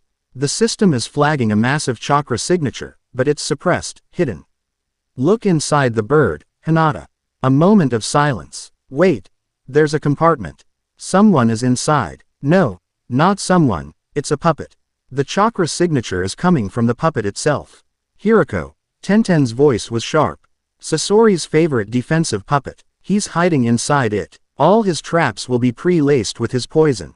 Doesn't matter, Naruto said. We stick to the plan. Phase 1 is mine. He broke off from the girls. Accelerating to an impossible speed, a flicker of golden chakra briefly enveloping him. He was using a fraction of the Kyuubi's power, not as a raging beast, but as a high-octane fuel source. A technique he had perfected to avoid detection. He arrived at the canyon 10 minutes ahead of the Akatsuki duo. The trap was simple, elegant, and deadly. He pulled 2 large scrolls from his back. They were covered in Tenten's intricate sealing formulas. He slammed them onto the opposing canyon walls. The seals glowed blue and then faded, becoming nearly invisible. It was a chakra-dampening field, designed not to block jutsu, but to subtly absorb ambient energy, making complex techniques harder to maintain. It would also make escape more difficult. He settled onto a high ledge, masking his presence, and waited. The system was a calm, steady rhythm in his mind, counting down the seconds. Deidara's clay bird soared into the canyon, a grotesque mockery of art and life. "This is too quiet." "Yeah," Deidara said, his voice echoing slightly against the rock walls. "My artistic senses are telling me there's no panache here. No drama. Your senses are idiotic," came a low, gravelly voice from within the bird. "This is an infiltration. Quiet is the objective. Stick to the plan." It was then that Naruto made his move. He didn't announce himself with a yell. He simply dropped. He fell from the ledge like a stone, the Rasengan already forming in his hand. He had coated his body in a thin layer of wind nature chakra, silencing his descent. He landed on the bird's back directly behind Deidara. The bomber didn't even have time to turn his head before Naruto slammed the Rasengan into the clay structure. "Art," Naruto said calmly, as an explosion. The Rasengan tore a massive hole in the bird, which began to crumble and fall apart. Deidara leapt clear, landing on a lower ledge, his face a mask of shock and fury. "Who the hell are you, From the falling wreckage, He hulking puppet Hirako landed with a heavy thud, its scorpion-like tail lashing the air. An ambush. Clever. Naruto landed opposite them. "Deidara. Sasori. The Akatsuki's Art Appreciation Club, I presume. Gaara sends his regards. He said he's not interested in your collection." Before the two Akatsuki could respond, the real attack began. From the top of the canyon, two projectiles screamed downwards. They weren't kunai. They were large, cylindrical shells, humming with contained power. Sasori reacted instantly, Hirako's tail shooting out, a stream of poisoned Senbon aimed to intercept the shells. But as the Senbon got within a meter of the shells, the projectiles flashed. A complex seal array flared to life, creating a brief, violent vortex of wind that blew the needles harmlessly off course. It was Tenten's kinetic dispersion seal. The shells slammed into the canyon floor on either side of the Akatsuki, not exploding, but shattering. A cloud of fine, metallic dust filled the air, sticking to the rock walls. To Deidara's clothes, to Hirako's puppet body. "What is this?" "Yeah," Deidara demanded, trying to form a clay spider with the mouths on his hands, only for the clay to sputter and fall apart. "Chakra-disrupting micro-seals," came Tenten's voice, seeming to echo from all around them as she and Hinata landed beside Naruto. "Each speck of dust is designed to interfere with fine chakra molding. You can still use your big, dumb jutsu. But anything artistic, forget it." Sasori was silent for a moment. "Konoha-nin, but your headbands are different." He noted the red Uzuma. He swirl that now adorned their forehead protectors. "The Jinchuriki has his own little honor guard." How quaint. The fight was joined. It was a brutal, high-level affair. Hinata engaged Hirako, her new gentle fist a whirlwind of motion. She didn't strike the puppet. She struck the chakra threads connecting it to Sasori. Her strikes, enhanced with their own rotational force, sent shockwaves back along the threads, making it harder for Sasori to control. She was a perfect counter to a puppet master. Tenten was a weapons platform, a storm of steel and paper bombs. She provided covering fire, her aim unerring, forcing Deidara to stay on the defensive, his powerful explosives all but useless in the close quarters and the chakra-dampening field. Naruto faced Deidara. The fight was a blur of speed and taijutsu. Deidara was an artist, a long-range bomber. Up close, he was outmatched. Naruto's system analyzed his every twitch, his every feint, allowing him to stay one step ahead, his blows landing with a punishing, relentless rhythm. They were winning. The synergy of the Uzumaki clan was overwhelming the raw power of the two S-rank criminals. But the Akatsuki were not to be underestimated. "You're good, I'll grant you that." Sasori's voice grated from within Hirako. "But you are still children playing at war." Hirako's tail shot out, not at Hinata, but at the canyon wall. It struck one of Naruto's hidden dampening seals. A massive explosion of poisoned gas filled the canyon. Sasori had booby-trapped his own puppet, predicting they might get close. Simultaneously, Deidara, seeing his opportunity, bit into a huge wad of clay. My art is beyond your understanding. C3. He spat out a massive, grotesque clay figure that began to expand rapidly. It was his most powerful, village-leveling explosive. The situation had turned in a second. But Naruto's system had already simulated this possibility. Contingency plan. Tsunami. Hinata, get us out. He projected into her mind. Hinata didn't hesitate. She slammed her palms together. 8 trigrams twin lion fists. A massive, twin-headed lion aura of blue chakra erupted around her fists. But she didn't attack. She thrust her hands at the canyon floor. The impact was immense. The ground shattered, but not randomly. It broke along fault lines that Naruto's system had identified earlier. The entire canyon floor collapsed inwards, creating a massive sinkhole. The C3 bomb and the majority of the poison gas were pulled down into the earth. As they fell into the darkness, Deidara, Sasori, and Naruto's team were separated. The battle had been fractured. When Naruto landed at the bottom of the newly formed cavern, he was alone. Or so he thought. From the shadows, a figure emerged. It was Sasori, his Hiriko puppet discarded, revealing his true body, a youthful, almost cherubic boy with dead eyes and a body made of wood, wire, and seals. You have interfered with my mission and destroyed my favorite puppet, Sasori said, his voice flat. For that, you will become the centerpiece of my new collection. A scroll opened behind him, and from it emerged the hulking, sand and iron form of the third Cage, his most powerful human puppet. From a ridge high above the canyon, an equilibrium agent lowered a chakra-sensitive monocular. He had recorded everything. The Uzumaki clan's unsanctioned cross-border military action. Their novel, highly advanced sealing technology. Their terrifying combat synergy. And their successful engagement of 2S rank Akatsuki members. He made a quick, coded notation. Uzumaki faction has demonstrated rated offensive capabilities equivalent to an elite Anbu platoon. Operational security is absolute. Threat level re-evaluation is no longer sufficient. Subject Uzumaki is not just a disruption to the balance of power. He is creating a new one. He paused, then added a final, chilling addendum. Recommendation. Activate a hunter-killer unit. Objective. Neutralization. This power cannot be allowed to grow unchecked. Chapter 6 End. Chapter 7. A Conversation with God. The battle against Sasori in the depths of the earth was a grim, brutal affair. It was a contest of philosophies fought with chakra threads and poisoned iron sand. Sasori, the artist who believed true beauty was eternal, unchanging art captured in death, against Naruto, the nexus of a philosophy that strength was found in the living, evolving bonds between people. Naruto won, but not without a cost. He had been forced to unleash the four-tailed version of his chakra cloak to shatter the Cage puppet, an act of controlled destruction that left him drained and his body screaming in protest. He managed to counter Sasori's final, poisoned needle with a surge of the Kyuubi's healing chakra, but the victory was a near thing. In the end, Sasori, his puppet core pierced, gave him a final piece of intelligence as a reward for defeating him, the time and location of a meeting with one of Orochimaru's spies. Deidara, having lost an arm, escaped in the chaos. A frustrating but acceptable loss.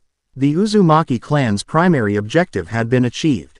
Gaara was safe. The alliance with Suna was now cemented not just in gratitude, but in awe. An unsanctioned, three-person cell from Konoha had succeeded where an entire village's defense might have failed. The aftermath in Konoha was a political firestorm. Tsunade had summoned Naruto to the Hokage's office. The room thick with a tension that could have been cut with a kunai. Jiraiya was there, as were the village elders, Homura and Kaharu. Danzo was noticeably absent, a fact the system flagged as more alarming than his presence would have been. You launched a covert, unsanctioned military strike in a foreign country, Naruto. Tsunade's voice, usually booming, was a low, dangerous rumble. You engaged 2S rank criminals, revealed a host of new techniques, and destabilized the political balance between the 5 great nations. Do you have any idea what you have done? I protected an ally, Naruto said, his voice calm and steady, betraying none of the exhaustion he felt. Suna is our partner. The Akatsuki were making a move, and Konoha's official channels would have been too slow to stop it. We acted. We succeeded. The Cage is safe. You acted outside the chain of command. Kaharu snapped, her face a prune of indignation. You are a Konoha shinobi. You answer to the Hokage, to this council. I answer to the will of fire, Naruto countered, his gaze unwavering. And the will of fire is about protecting our comrades, our precious people. Gaara is one of those people. My clan acted to uphold the very principle this village was founded on. Jiraiya, who had been silent, finally spoke. He's not wrong, Tsunade. The kid's logic is sound, even if his methods are unorthodox. He looked at Naruto, a complex mixture of pride and concern in his eyes. Tsunade slammed her fist on the table, the wood groaning in protest. This isn't about logic, Jiraiya. It's about control. A Jinchuriki leading his own private army, operating with his own intelligence, is a nightmare scenario for every other village. You've made yourself a bigger target than ever before. We were always a target. Naruto said. The Akatsuki have been hunting us for years. The difference is, now, we're hunting them back. The argument was a stalemate. Naruto was issued a severe official reprimand. And the Uzumaki clan was placed under stricter observation, but they couldn't be disbanded. Their success was too absolute, their political capital with Suna too valuable. Naruto had won, but he had drawn a deeper line in the sand between his faction and the village establishment. He was beginning to understand that his greatest enemies might not be the cloaked figures of the Akatsuki, but the ones who sat in the councils of his own village. The true consequence of his actions did not come from Konoha. It came from Amegakure, the village hidden in the rain. Days later, Uzumaki Compound's state-of-the-art sensory barrier, designed by Ino and powered by a complex Uzumaki sealing array, flared to life with a village-wide alarm. But it wasn't an invasion. It was a single, overwhelming chakra signature that had appeared, without warning, directly in the center of Konoha. It was a presence so vast, so divine and so cold, that it felt like a god had descended upon the village. Naruto's system bypassed all other alerts, a single, terrifying name flashing in his mind. Pain. He was standing in the shattered center of the village's marketplace, having simply arrived. A man with a mess of orange hair, his face pierced with black rods, and his eyes, a ripple pattern of concentric circles. The Rinnegan, the eyes of the Sage of Six Paths. He did not attack the village. He did not issue a threat. He simply stood there, his presence a silent challenge. And through Ino's telepathic network, an invitation was sent, a message directed only at Naruto. Uzumaki Naruto, the world must know pain. But first, you and I must have a conversation. Come to me, alone. Naruto knew this was the real test. This wasn't a battle for a Jinchuriki. This was a battle for the soul of the world. He told his clan to stand down, to coordinate the village's defense and evacuate civilians, but to leave pain to him. He walked through the deserted streets of his village, the weight of every shinobi's gaze on him. He was not just Konoha's Jinchuriki anymore. He was its champion, its leader, walking out to meet a god. He found Pain standing calmly amidst the rubble. As Naruto approached, the pressure of his chakra was a physical force, a divine judgment that sought to crush mortal will. But Naruto's own presence, tempered by his absolute belief in his clan and his path, met it without flinching. You have the eyes of the Sage of Six Paths, Naruto said, his voice steady. But you bring ruin, not salvation. Ruin is a form of salvation, Pain replied, his voice a monotone, devoid of emotion. It is through shared suffering that humanity will finally understand true peace. A world that knows the ultimate pain will never again seek war. That's not peace, Naruto countered. That's a hostage situation. You want to save the world by holding a weapon to its head. That's the logic of a terrorist, not a savior. Pain tilted his head slightly, a flicker of something almost like curiosity in his divine eyes. You speak of bonds, of friendship. These are the very things that create conflict. Love breeds sacrifice, which in turn breeds hatred. I will sever those bonds. I will create a world where there is only the shared experience of pain. And I will create a world where people are strong enough to overcome pain together, Naruto said. Your path is a shortcut, born of despair. You've given up on people. I never will. It was a declaration of war. An ideological clash that could not be solved with words. Very well, Pain said. Then I will teach you the first lesson. He raised a hand. Almighty push. An invisible, irresistible force erupted from him. The world warped, the very air screaming as Naruto was thrown back with the force of a mountain collapsing. He smashed through a dozen buildings. The system screaming with proximity and impact warnings. The battle for Konoha had begun. It was not a battle of armies, but a duel of demigods. 6 bodies, the 6 paths of pain, appeared throughout the village, each possessing a different aspect of the Rinnegan's power. They moved with perfect coordination, a divine wrecking crew. But they were not facing a single boy. They were facing the Uzumaki clan. Ino. Status. Naruto projected, pulling himself from the rubble, his sage mode cloak already forming around him, the orange pigmentation around his E. Yes, a mark of his connection to natural energy. The system had guided him to a perfect, instantaneous mastery of it. Asura Path is engaging a squad of Jonin in the north sector. Preta Path is near the hospital, absorbing all ninjutsu. Human Path is Naruto. He's targeting the intelligence division. Ino's voice was tight with fear. He was hunting those who held information. Hinata, Tenten, intercept the Asura Path. Its mechanical body is vulnerable to your gentle fist and your sealing weapons. Shikamaru, I need you to coordinate the Jonin. The Preta Path is a sponge for ninjutsu. Use taijutsu and paper bombs. Trap it. Don't fight it. Naruto himself moved towards the human path. He flowed through the village, a golden blur of sage-enhanced speed. The system was a perfect combat navigator, plotting the optimal route. Predicting the attacks of the other paths, allowing him to move through the chaos as if he were the only player on the board. He found the human path standing over the unconscious forms of Inoichi Yamanaka and several other intelligence ninja. It turned, its Rinnegan locking onto him.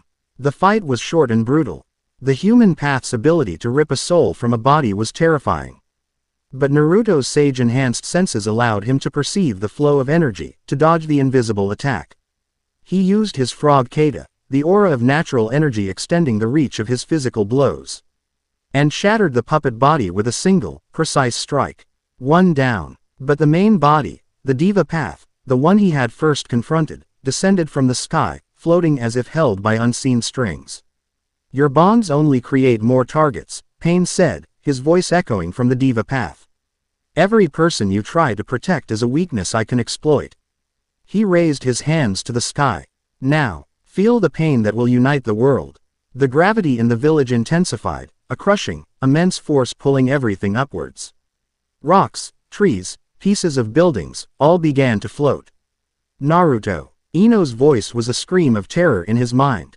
He's targeting the compound. All of us. Naruto looked towards the edge of the village.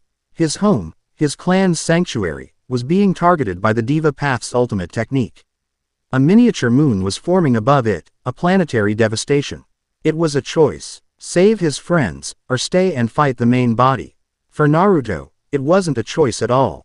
He turned and sprinted towards the compound, pushing his sage mode to its absolute limit. But as he ran, another force intervened. 3 figures, moving with a speed that rivaled his own, flickered past him. They wore simple, functional gray armor and blank, white masks, but they were not root. Their chakra was cold, disciplined, and utterly alien to Konoha. The Equilibrium's hunter-killer unit had arrived. They ignored the chaos in the village. They ignored the rampaging paths of pain. Their objective was singular. They moved with a terrifying, synchronized purpose, one launching a vole of needles that dripped with a chakra-suppressing poison, another creating a cage of wire so fine it was almost invisible, and the third drawing a blade that seemed to absorb the light around it. They were not there to fight pain. They were there to eliminate Naruto. Naruto was suddenly fighting a war on 2 fronts. He dodged the poison needles, the system analyzing the toxin in a microsecond and identifying it as a paralytic agent. He shattered the wire cage with a Rasengan. But the swordsman was on him, the dark blade scything towards his neck. The attack was cold, efficient, and impersonal. There was no hatred in it, only the finality of an equation being solved. Naruto was an imbalance, and they were the solution. He was forced to divert his attention, his path to his friends blocked. He engaged the hunter-killer unit in a desperate, 3-on-1 battle. They were masters of silent, efficient combat, their teamwork flawless, their every move designed to counter his sage-enhanced reflexes. He was being delayed, and above his home, the black sphere of the planetary devastation grew, pulling more and more of the Earth into its grasp, a tomb being built in the sky for everyone he cared about. He could feel their fear, their desperation, through his connection with Ino. They were fighting, but they couldn't stop it. He had to end this. Now, he roared, a wave of golden chakra exploding from him, forcing the equilibrium agents back. In that single, precious second of breathing room, he created 3 perfect Sage Mode Shadow clones. One clone shot off towards the compound, a massive Recentrican forming in its hand. The other 2 engaged the hunter-killers, a whirlwind of Frog Kata and Rasengans. The real Naruto turned his gaze back to the Diva Path, who floated serenely in the sky, watching the destruction. "It's over," Pain said. "Accept it. This is the pain that will bring peace." "This isn't peace," Naruto yelled, his voice raw with fury and desperation. "And it's not over." He launched himself into the air, walking on the very debris the Diva Path was levitating, a golden comet of righteous fury against a cold, uncaring god. The final battle had begun, even as his friends faced annihilation. And a hidden enemy sought to cut the strings of his destiny from the shadows. Chapter 7 End. Chapter 8. The God in the Static. The world was a maelstrom of screaming wind, splintering earth, and the raw, unmaking power of a god's wrath. Naruto, a golden comet against the black, growing sphere of the planetary devastation, was the epicenter of this chaos. The battle was being fought on 3 fronts. A desperate, multi-threaded conflict orchestrated by the cold, clear logic of his system. His 2 Sage Mode clones were a whirlwind of motion, engaging the 3 equilibrium hunter-killers.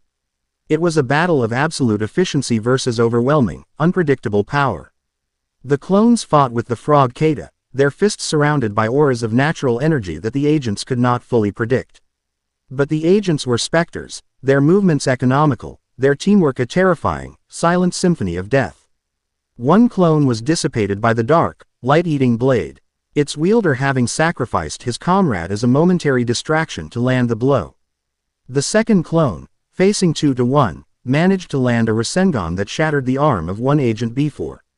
Being pierced by a dozen chakra-disrupting needles, dissolving into smoke. The surviving agents, one wounded, faded back into the shadows, their primary objective failed but their message delivered: "We can reach you. We can touch you. You are not safe." High above, the Recentrican clone reached the apex of its trajectory. The planetary devastation was a terrifying sight, a miniature moon of rock and rubble held together by a single dark gravitational core. Target acquired.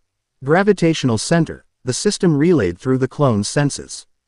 The clone didn't aim for the surface, it poured its remaining power into the Recentrican and threw it like a spear.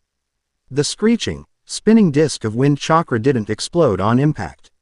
It drilled. It tore through hundreds of meters of compressed rock and earth, a guided missile homing in on the black sphere at the celestial body's heart.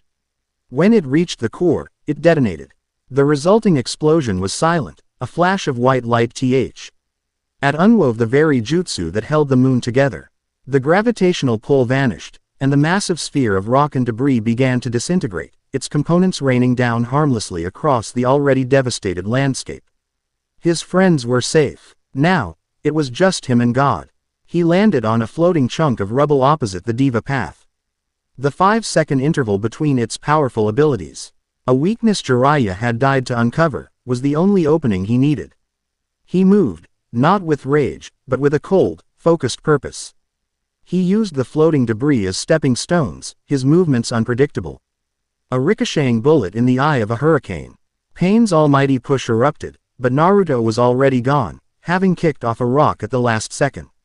He threw 2 Recentrican, not as primary attacks, but as diversions, forcing the Diva Path to expend its power to repel them. In the brief window that followed, Naruto closed the distance. He didn't strike the body. This path was just a puppet. He drove a sage-infused chakra rod, a trick learned from Jiraiya, into the puppet's chest, hijacking its chakra network. And through that connection, the system did something new. It established a link, a direct, unfiltered connection to the real controller.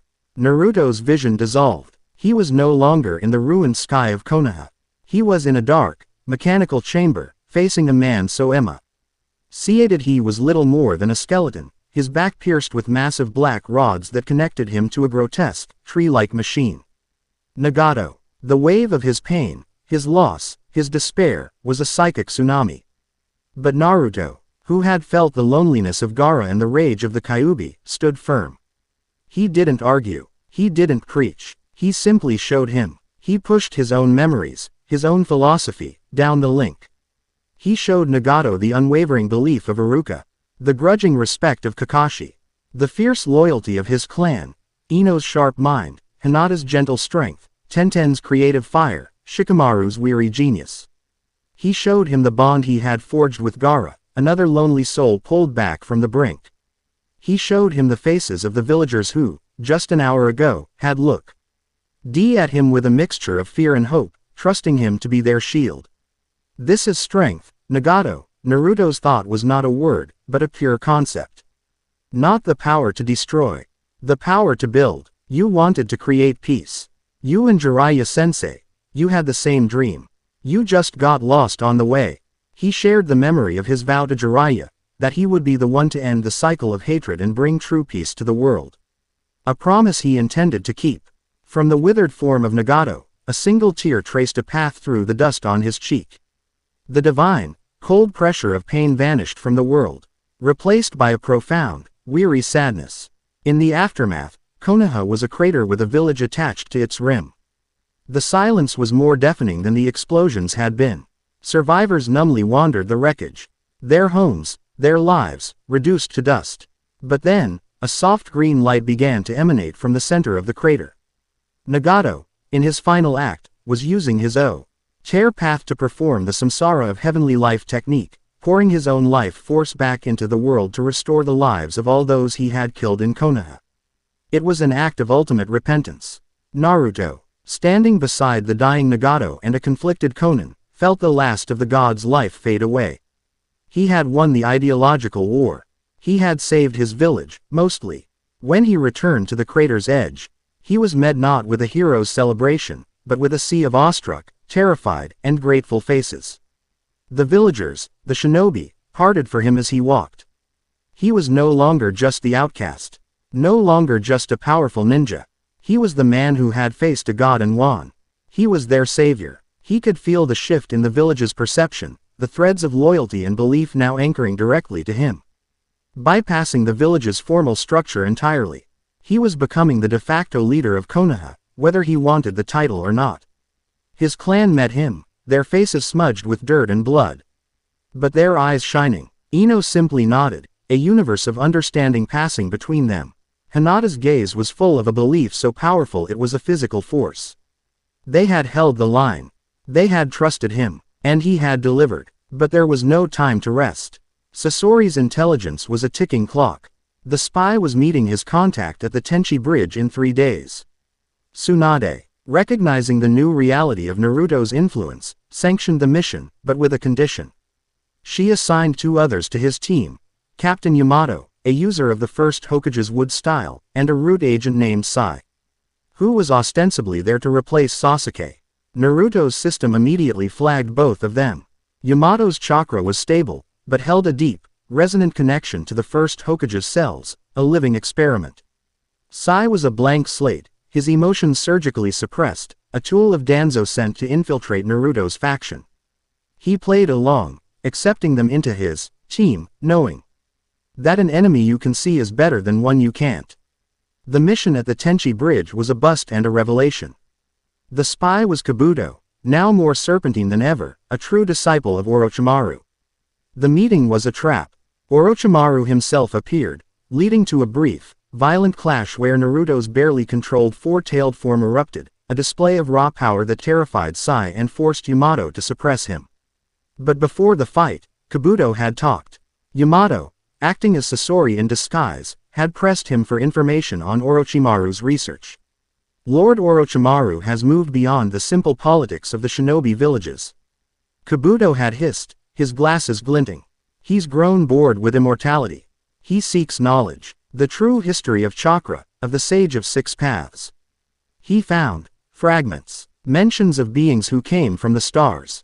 Beings who planted god trees and harvested entire worlds. He called them the Otsutsuki.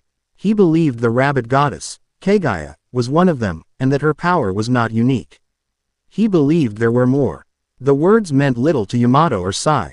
To Naruto, filtered through his system, they were a key, unlocking a new, terrifying layer of the world's reality. The mission was a failure in that they didn't capture Orochimaru or Sasuke. But the intelligence was a world-altering success. They returned to Konoha, weary and on edge. It was then that the final piece of the puzzle fell into place. A messenger hawk arrived from the land of iron, carrying a sealed, emergency communique for the Hokage. Tsunade read it, her face turning pale. She summoned Naruto, his clan, and the council. "We have just received a report," she said, her voice grim. "It has been corroborated by multiple listening posts. The hidden village of Grass has vanished." A confused murmur went through the room. "Vanished?" Homura asked. "What do you mean, vanished? Was it attacked?" "No," Tsunade said, her knuckles white where she gripped the scroll. "There was no battle, no distress call. One moment, our sensory patrols registered the chakra of a thriving village of 50,000 shinobi and civilians. The next moment, there was nothing. A patrol from a neighboring land went to investigate.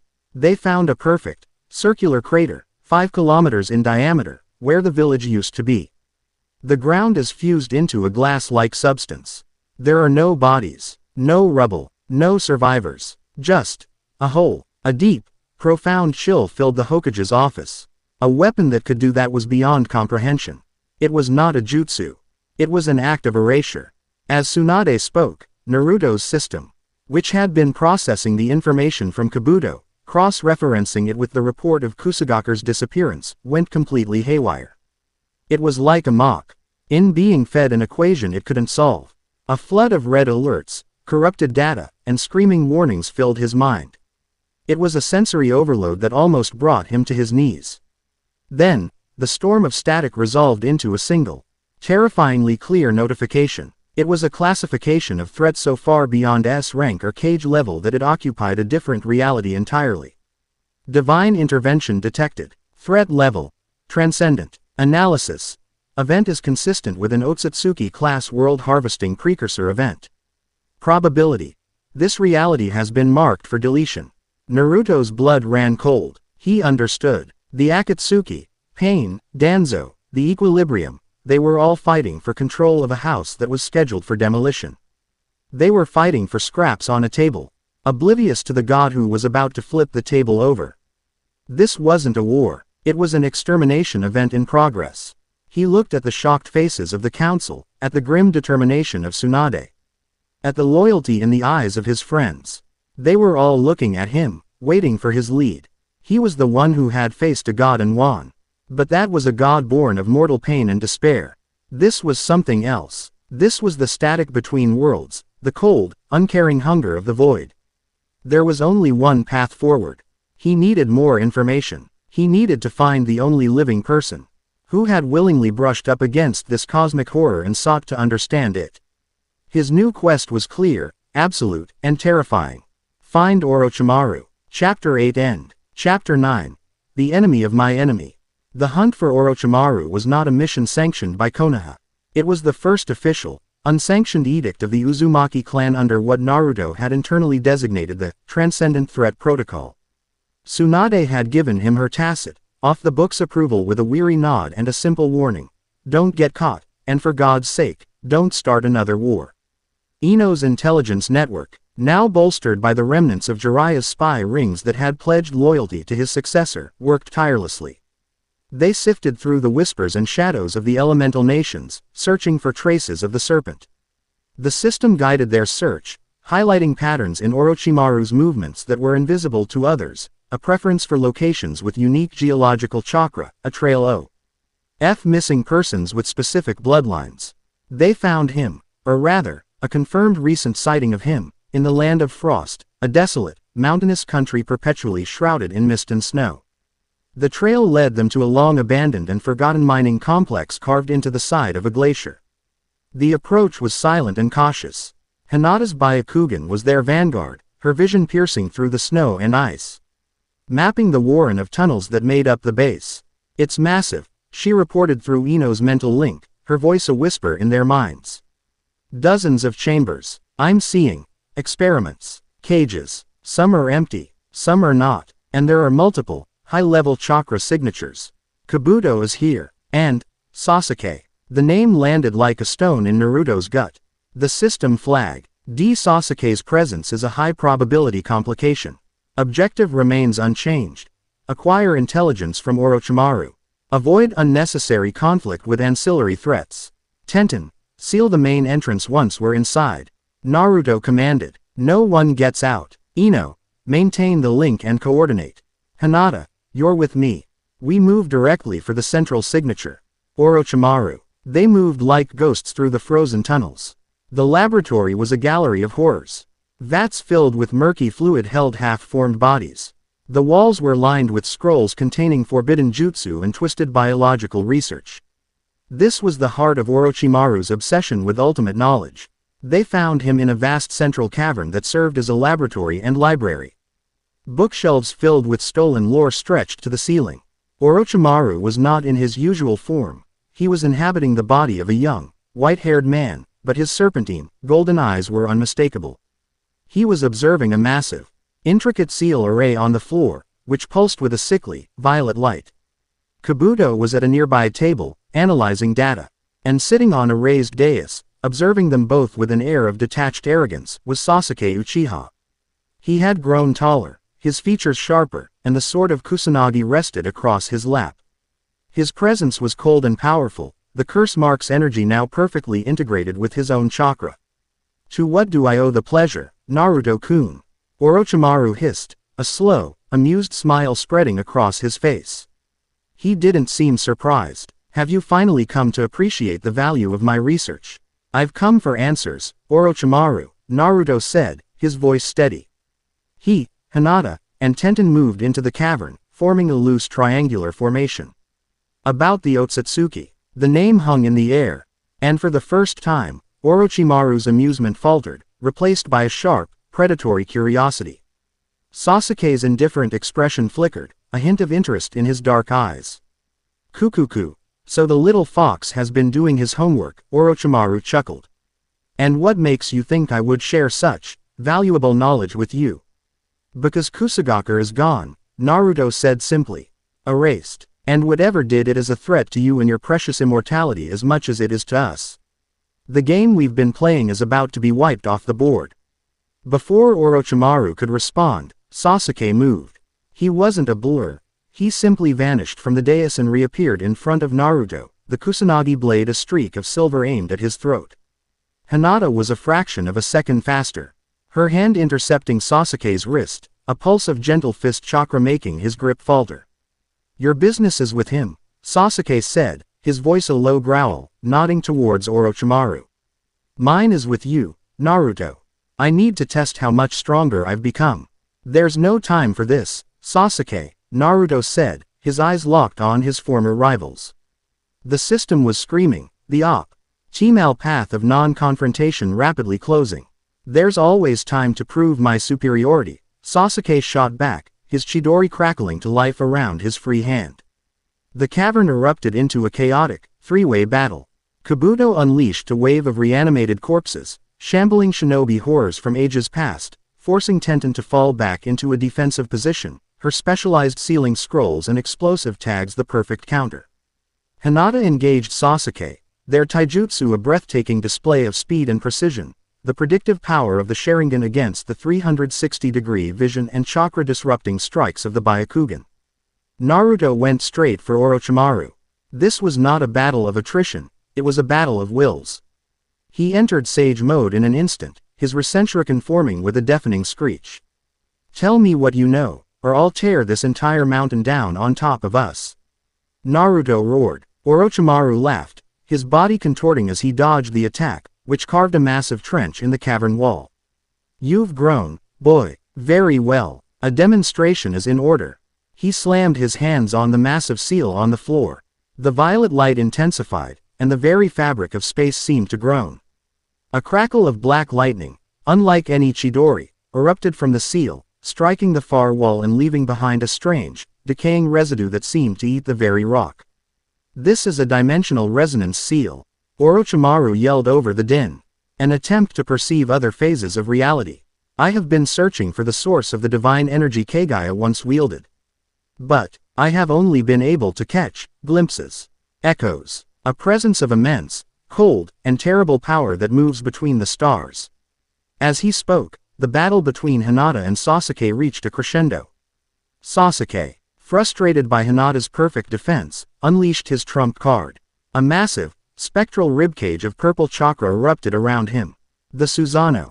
Hinata was thrown back, but before the skeletal hand could crush her, a whirlwind of sand intercepted it.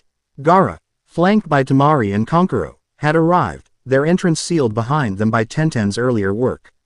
We received your intelligence, Naruto, Gaara said, his voice calm as he floated on a platform of sand. The Uzumaki-Suna alliance is not just for defense. The tide had turned. Kabuto was overwhelmed. Sasuke was facing two cage-level opponents. Orochimaru, seeing his research and his vessel now threatened, finally relented.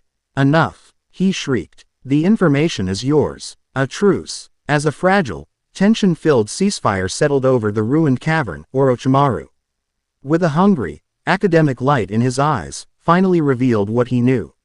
He spoke of the legends of the Otsutsuki, a clan of celestial beings who saw worlds as mere chakra fruits to be cultivated and consumed. He explained how Kagaya was sent to this planet to prepare it, but she had defied her clan, consuming the fruit herself and creating the shinobi world as an army to fight them. He spoke of the 10 tails as the seed of a god tree, and the Jinchuriki as nothing more than potted plants. And now, Orochimaru concluded, his voice a chilling whisper. It seems one of them has finally arrived to check on their overdue harvest. The erasure of Kusugakure, it was not an attack.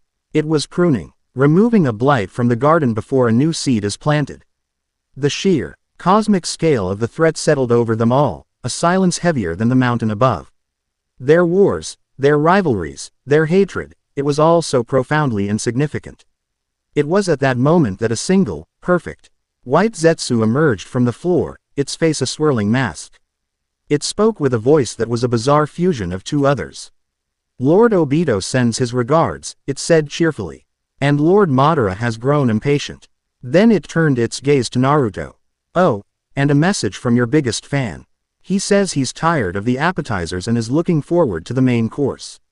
The Zetsu dissolved into the ground before anyone could react. The mention of Madara was a chilling mystery, but the second part of the message, Naruto's system knew that tone. That specific, arrogant, cosmic threat signature. Message source. Otsutsuki, a Shiki class entity.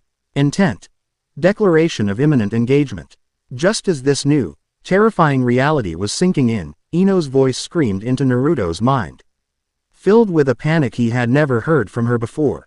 Naruto, it's Konoha. There's been a coup. The mental message was a chaotic flood of images and frantic reports.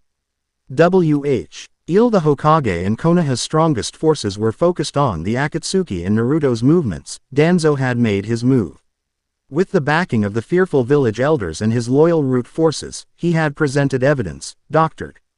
Naruto was sure that Tsunade's lax leadership and her support for Naruto's rogue faction had left the village vulnerable. He had painted Naruto not as a hero, but as an unstable, growing threat. A second pain waiting to happen. The final piece of his plan had been the equilibrium. He had made a deal with them. In a secret meeting, he had argued that Naruto's exponential growth and his unsanctioned global influence were the single greatest threat to the world's balance of power. Danzo, as Hokage, would be a predictable, controllable evil. He would reign in the Jinchuriki, dismantle his private army, and restore the old, stable world order of military secrecy and mutual distrust. The equilibrium, pragmatic to a fault, had agreed. Their hunter-killer unit had been sent to kill Naruto during Pain's invasion. It had been a test. A test he had passed so spectacularly that they had deemed him uncontrollable. They provided the silent, tactical support that allowed route to neutralize Tsunade's Anbu guard and place her under house arrest. Danzo has declared himself acting Hokage. Ino's voice trembled with rage. He's branded you a traitor. He's issued a capture on-site order for you and every member of the Uzumaki clan. Naruto, we're being hunted in our own home. Naruto stood in the frozen ruins of Orochimaru's lab, a temporary, monstrous truce with his greatest enemies at his side. The specter of a world-ending god looming over them all, and now, he was an outlaw, a traitor to the very village he had sworn to protect. He looked at Sasuke, whose Sharingan was wide with a shocked, furious understanding. He looked at Gaara, whose face was a mask of cold, unwavering support. He looked at Orochimaru, who was watching him with a gleam of pure, scientific fascination. As if he were the most interesting experiment of all. The world was ending. His home had betrayed him. He was out of options. And then, a new voice, low and gravelly, echoed from the shadows of the ruined cavern. The members of the Akatsuki who had survived their various encounters, the shark-like Kisame, the stoic Konan, and the masked, enigmatic Tobi, emerged. The Otsutsuki. Threat is a problem for our plans as well, Tobi said, his voice now a deep, serious baritone, the fool persona gone. The Eye of the Moon plan cannot succeed on a planet that has been turned to glass. Danzo and his new allies in the equilibrium are a threat to us all. Uzumaki Naruto, it seems we have a common enemy. He held out a hand. An alliance. A temporary one, of course. Until the larger threats are neutralized.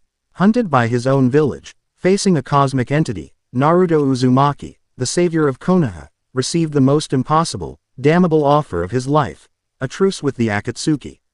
Chapter 9 End. Chapter 10. The Uncrowned Hokage. The alliance was an abomination, a pact sealed in the frozen twilight of Orochimaru's ruined laboratory.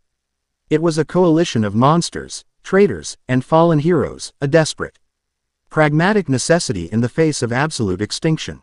Naruto Uzumaki, the newly branded traitor of Konoha, now stood at the head of the most powerful and unstable army the world had ever seen. His own loyal Uzumaki clan, the full might of Tsunagaker, the scientific horrors of Orochimaru, and the remaining S-rank criminals of the Akatsuki. Their war council was a tense, surreal affair held in one of Orochimaru's less desecrated hideouts. Maps were laid out not with tactical markers for armies, but with seals tracking the flow of natural energy and the projected arrival vectors of a celestial threat. Ashiki won't arrive himself. Not at first, Orochimaru hissed, his long tongue flicking out to tap a point on the map, the Land of Fire. He is an Otsutsuki of high standing. They are arrogant. He will send a herald, an advance agent to assess the planet's defenses and neutralize the primary threats. He will be drawn to the largest sources of chakra. The Jinchuriki, Tobi, his Obito persona now fully revealed, stated grimly. He will come for Naruto. He will come for Konoha. Naruto's system processed the data, running 1,000 simulations. It confirmed the terrifying logic. Ashiki's herald wouldn't just appear randomly. It would be a decapitation strike, aimed at the heart of the world's power.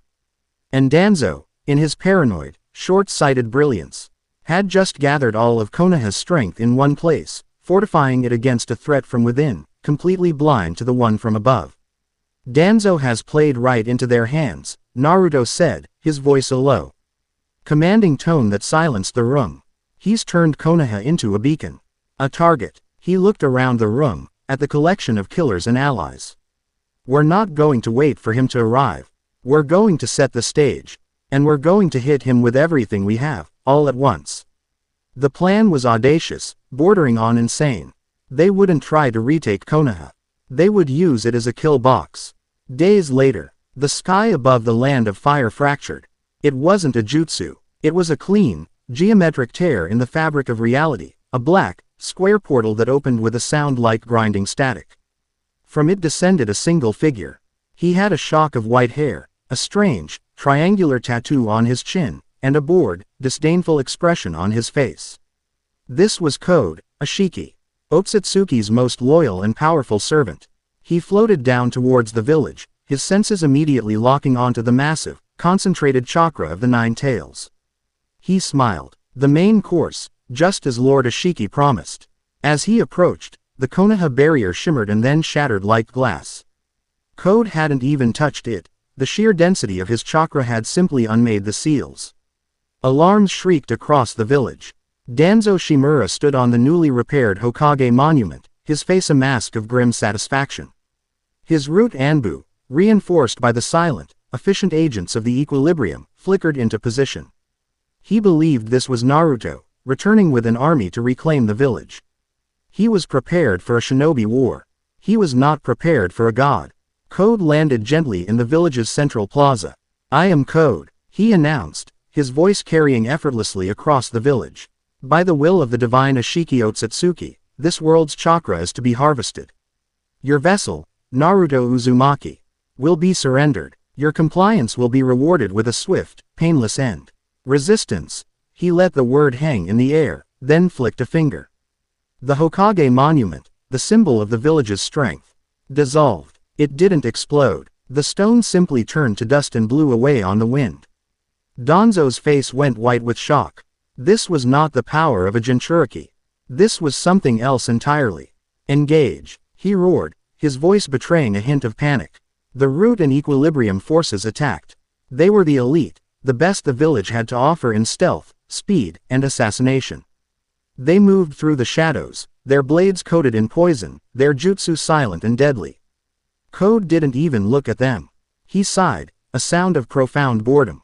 He lifted a hand, and black, band-like marks spread from his body, striping the ground, the buildings, the very air. Any agent who touched one of the black bands was instantly teleported 1,000 feet into the sky. Their jutsu fizzling into nothing, only to fall screaming to their deaths. It wasn't a fight, it was an extermination. In less than a minute, Danzo's elite guard was annihilated, their bodies littering the ground like broken dolls.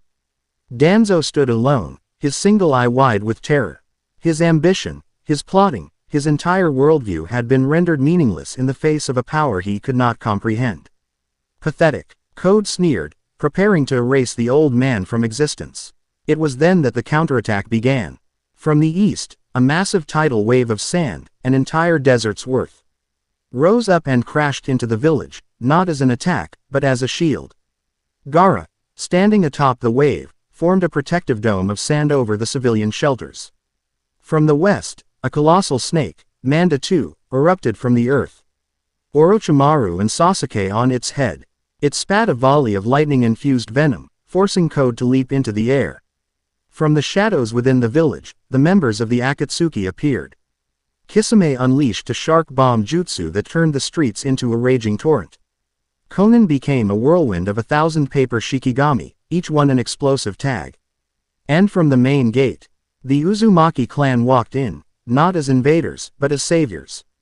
Tenten was flanked by massive, automated puppet platforms armed with chakra cannons. Ino stood at the center, her eyes closed, her mind the nexus of their coordinated attack. Hinata was at her side, a guardian in white, her Byakugan scanning every inch of the battlefield. The villagers, huddled in their shelters, watched in stunned disbelief. The monsters they had feared, the criminals they had hunted, had come to save them. The Hokage who had promised them security had led them to ruin. Code landed, a flicker of genuine interest on his face. Ah, the planet's antibodies. How amusing. The battle that followed was legendary. It was a war fought on a scale Konoha had never witnessed. It wasn't a shinobi battle, it was a desperate, coordinated assault against a single, immovable object. Every attack, no matter how powerful, seemed to be negated by Code's strange abilities. Kisami's water was absorbed by the black bands. Sasuke's Amaterasu was simply teleported away. Gaara's sand was turned to glass. Code was toying with them. He was analyzing their abilities, cataloging their threats for his master. And then, Naruto arrived. He didn't make a grand entrance. He simply appeared in the center of the plaza, in the eye of the storm. He wasn't in sage mode. He wasn't cloaked in the Kyuubi's chakra. He was just him. But his presence was an anchor, a center of gravity around which the entire, chaotic battle now orbited. "You've had your fun," Naruto said, his voice calm.